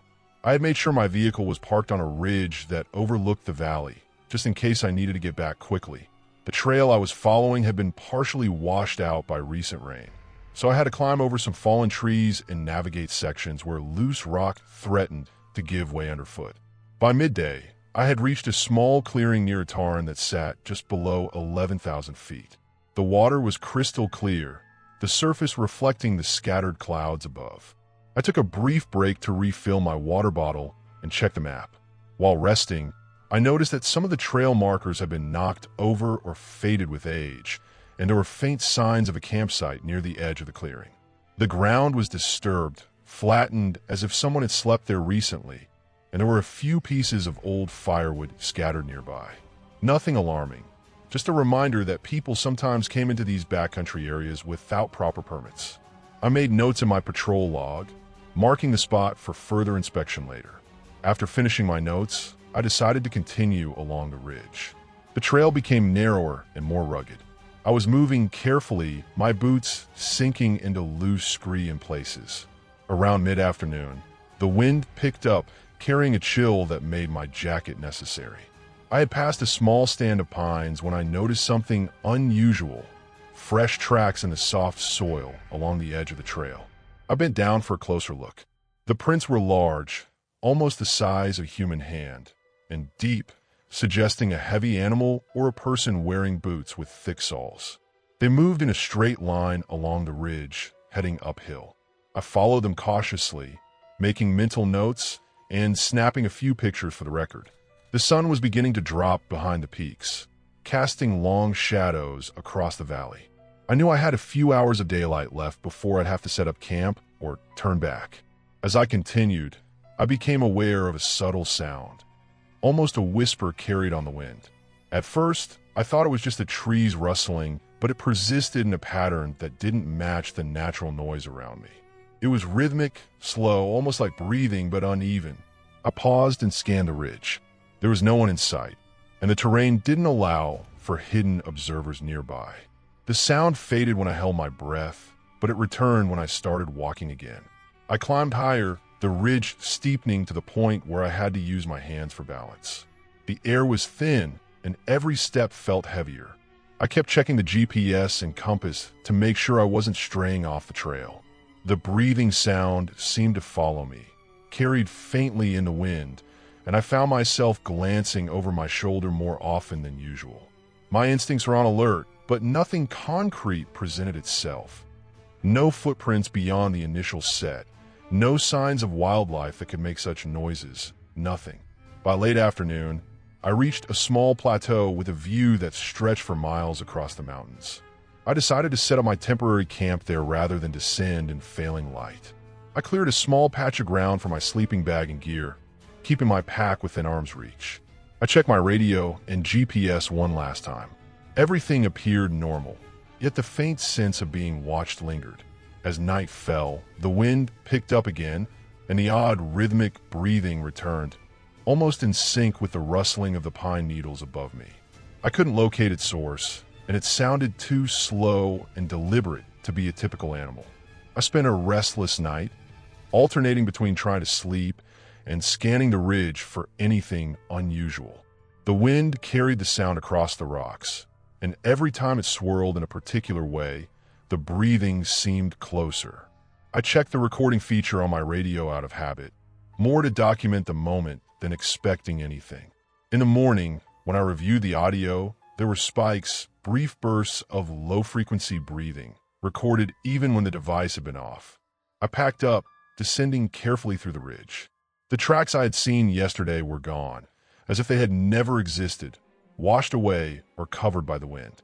By the time I reached the lower trails and finally drove back to the ranger station, I felt a mix of relief and lingering unease. I reported the observations to my supervisor, and the site was later checked thoroughly. Nothing unusual was found. No hidden campers, no unusual wildlife patterns. The air, the wind, and the isolation had likely contributed to the sensation of being followed. Yet, the audio spikes remain on the recording, a tangible record of an event I couldn't fully explain, and it stayed in my mind long after the patrol ended. In retrospect, I realized that backcountry work often tests patience and perception. There is no drama, no supernatural element, just a raw, unpredictable environment and the human mind trying to make sense of it. I learned to respect the mountains, not just for their beauty, but for their ability to make even a seasoned ranger feel uncertain and vulnerable. The experience taught me caution, awareness, and the importance of preparation. It was a reminder that the Colorado wilderness, while breathtaking, is never entirely predictable, and that even the smallest anomalies, wind, sound, or footprints, can leave a lasting impression when you're alone in the high country.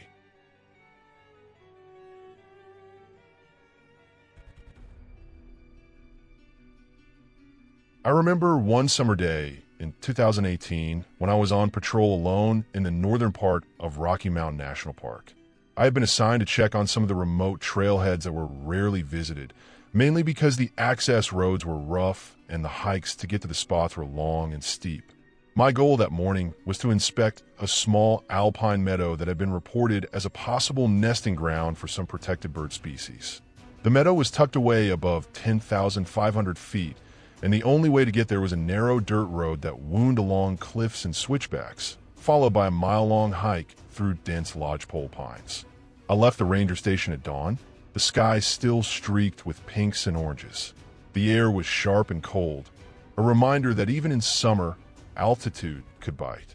My truck rattled over rocks and dips in the dirt road, the tires barely gripping in some of the loose gravel sections.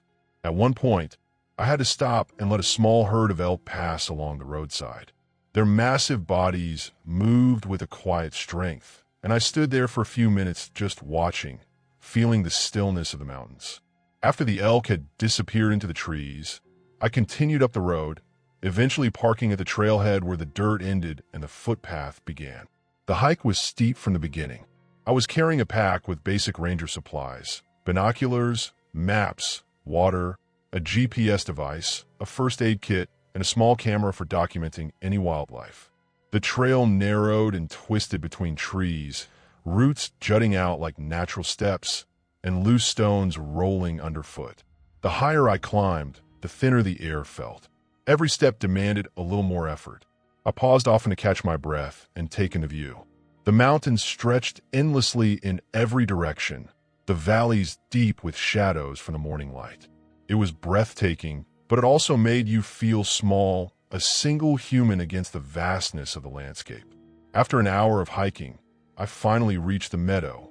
It was bigger than I had imagined, a patch of golden grasses and wildflowers cradled by jagged peaks. The area was quiet, almost too quiet. No birds were immediately visible, though I could hear the faint hum of insects and the occasional rustle of small mammals in the grass. I set down my pack and took out the GPS to mark the location. My plan was to walk the perimeter of the meadow, noting signs of nesting birds or other wildlife.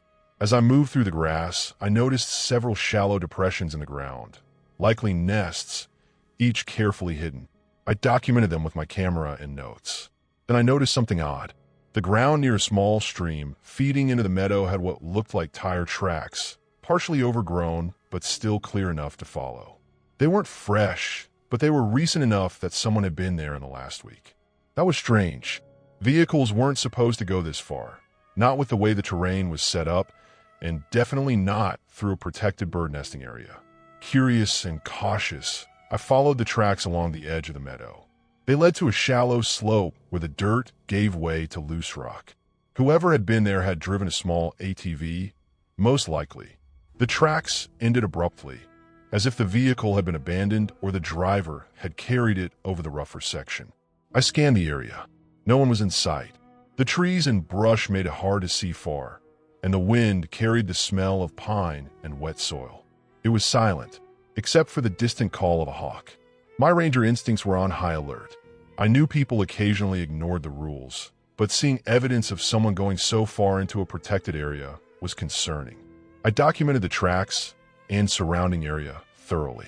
The ground around the stream was soft, and I could see broken branches and crushed plants, evidence that the ATV had caused damage. I marked the location on my GPS to report later and began the hike back down. The descent was slow, the steep sections demanded careful footing, and I kept my eyes on the ground for any other disturbances. The morning sun was higher now, and the temperature had risen slightly, warming the rocks and soil underfoot. By the time I reached my truck, the wind had picked up.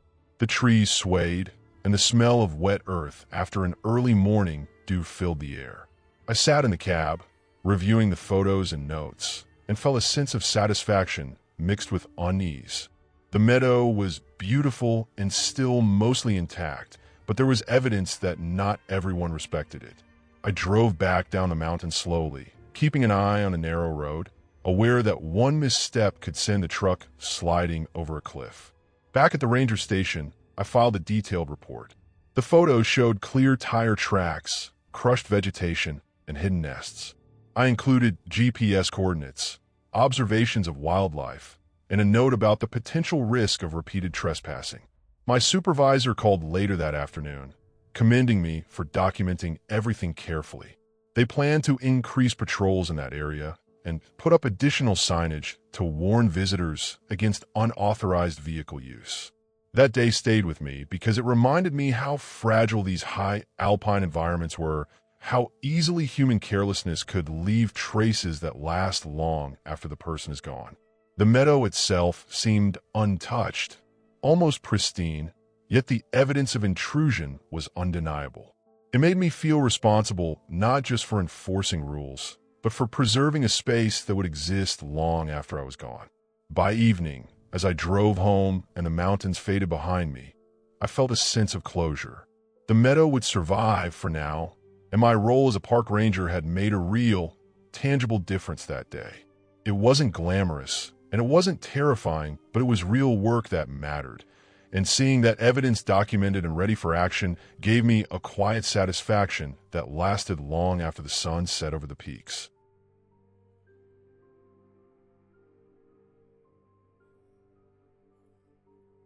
I remember one summer day in 2018 when I was on patrol alone in the northern part of Rocky Mountain National Park.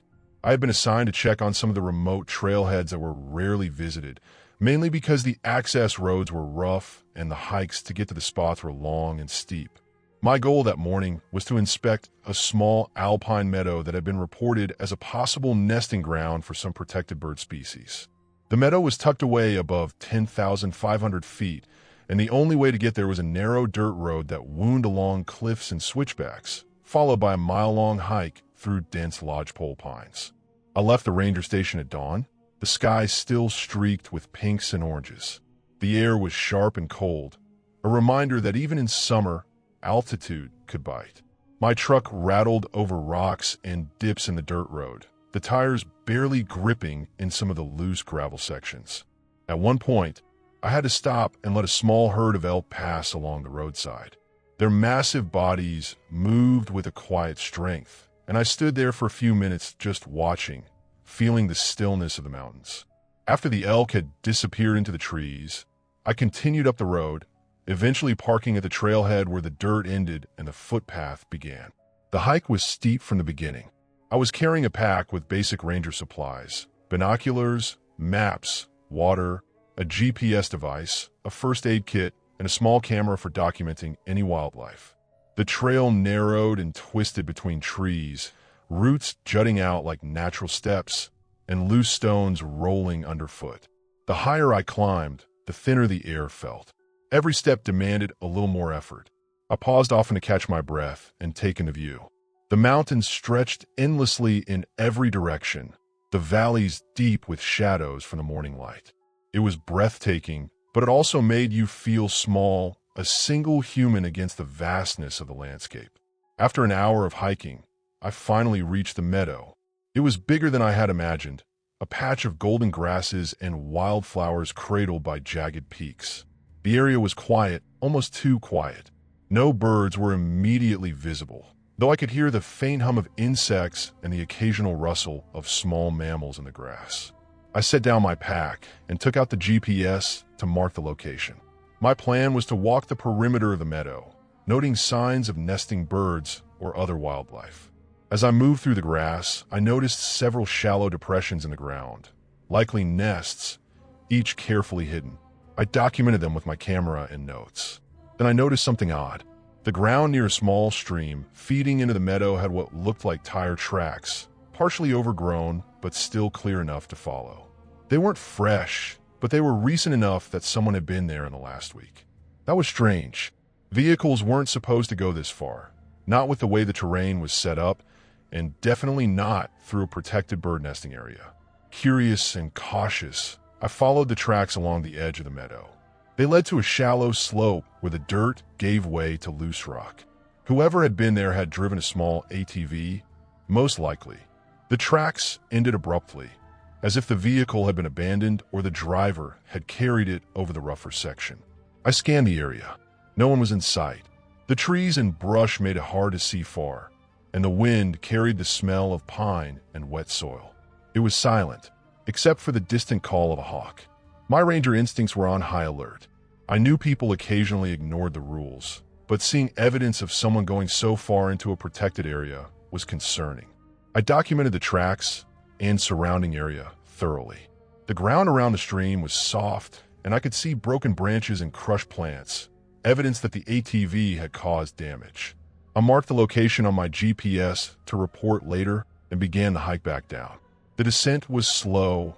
The steep sections demanded careful footing, and I kept my eyes on the ground for any other disturbances.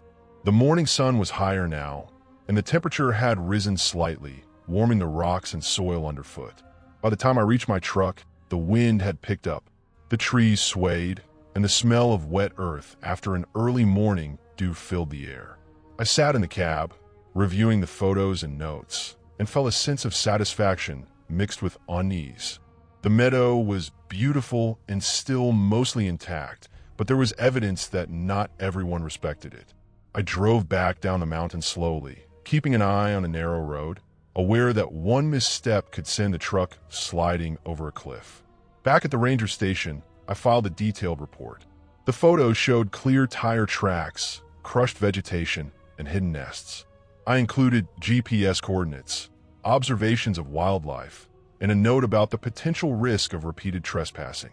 My supervisor called later that afternoon, commending me for documenting everything carefully. They plan to increase patrols in that area and put up additional signage to warn visitors against unauthorized vehicle use. That day stayed with me because it reminded me how fragile these high alpine environments were, how easily human carelessness could leave traces that last long after the person is gone. The meadow itself seemed untouched, almost pristine, yet the evidence of intrusion was undeniable. It made me feel responsible not just for enforcing rules, but for preserving a space that would exist long after I was gone. By evening, as I drove home and the mountains faded behind me, I felt a sense of closure. The meadow would survive for now, and my role as a park ranger had made a real, tangible difference that day. It wasn't glamorous, and it wasn't terrifying, but it was real work that mattered. And seeing that evidence documented and ready for action gave me a quiet satisfaction that lasted long after the sun set over the peaks.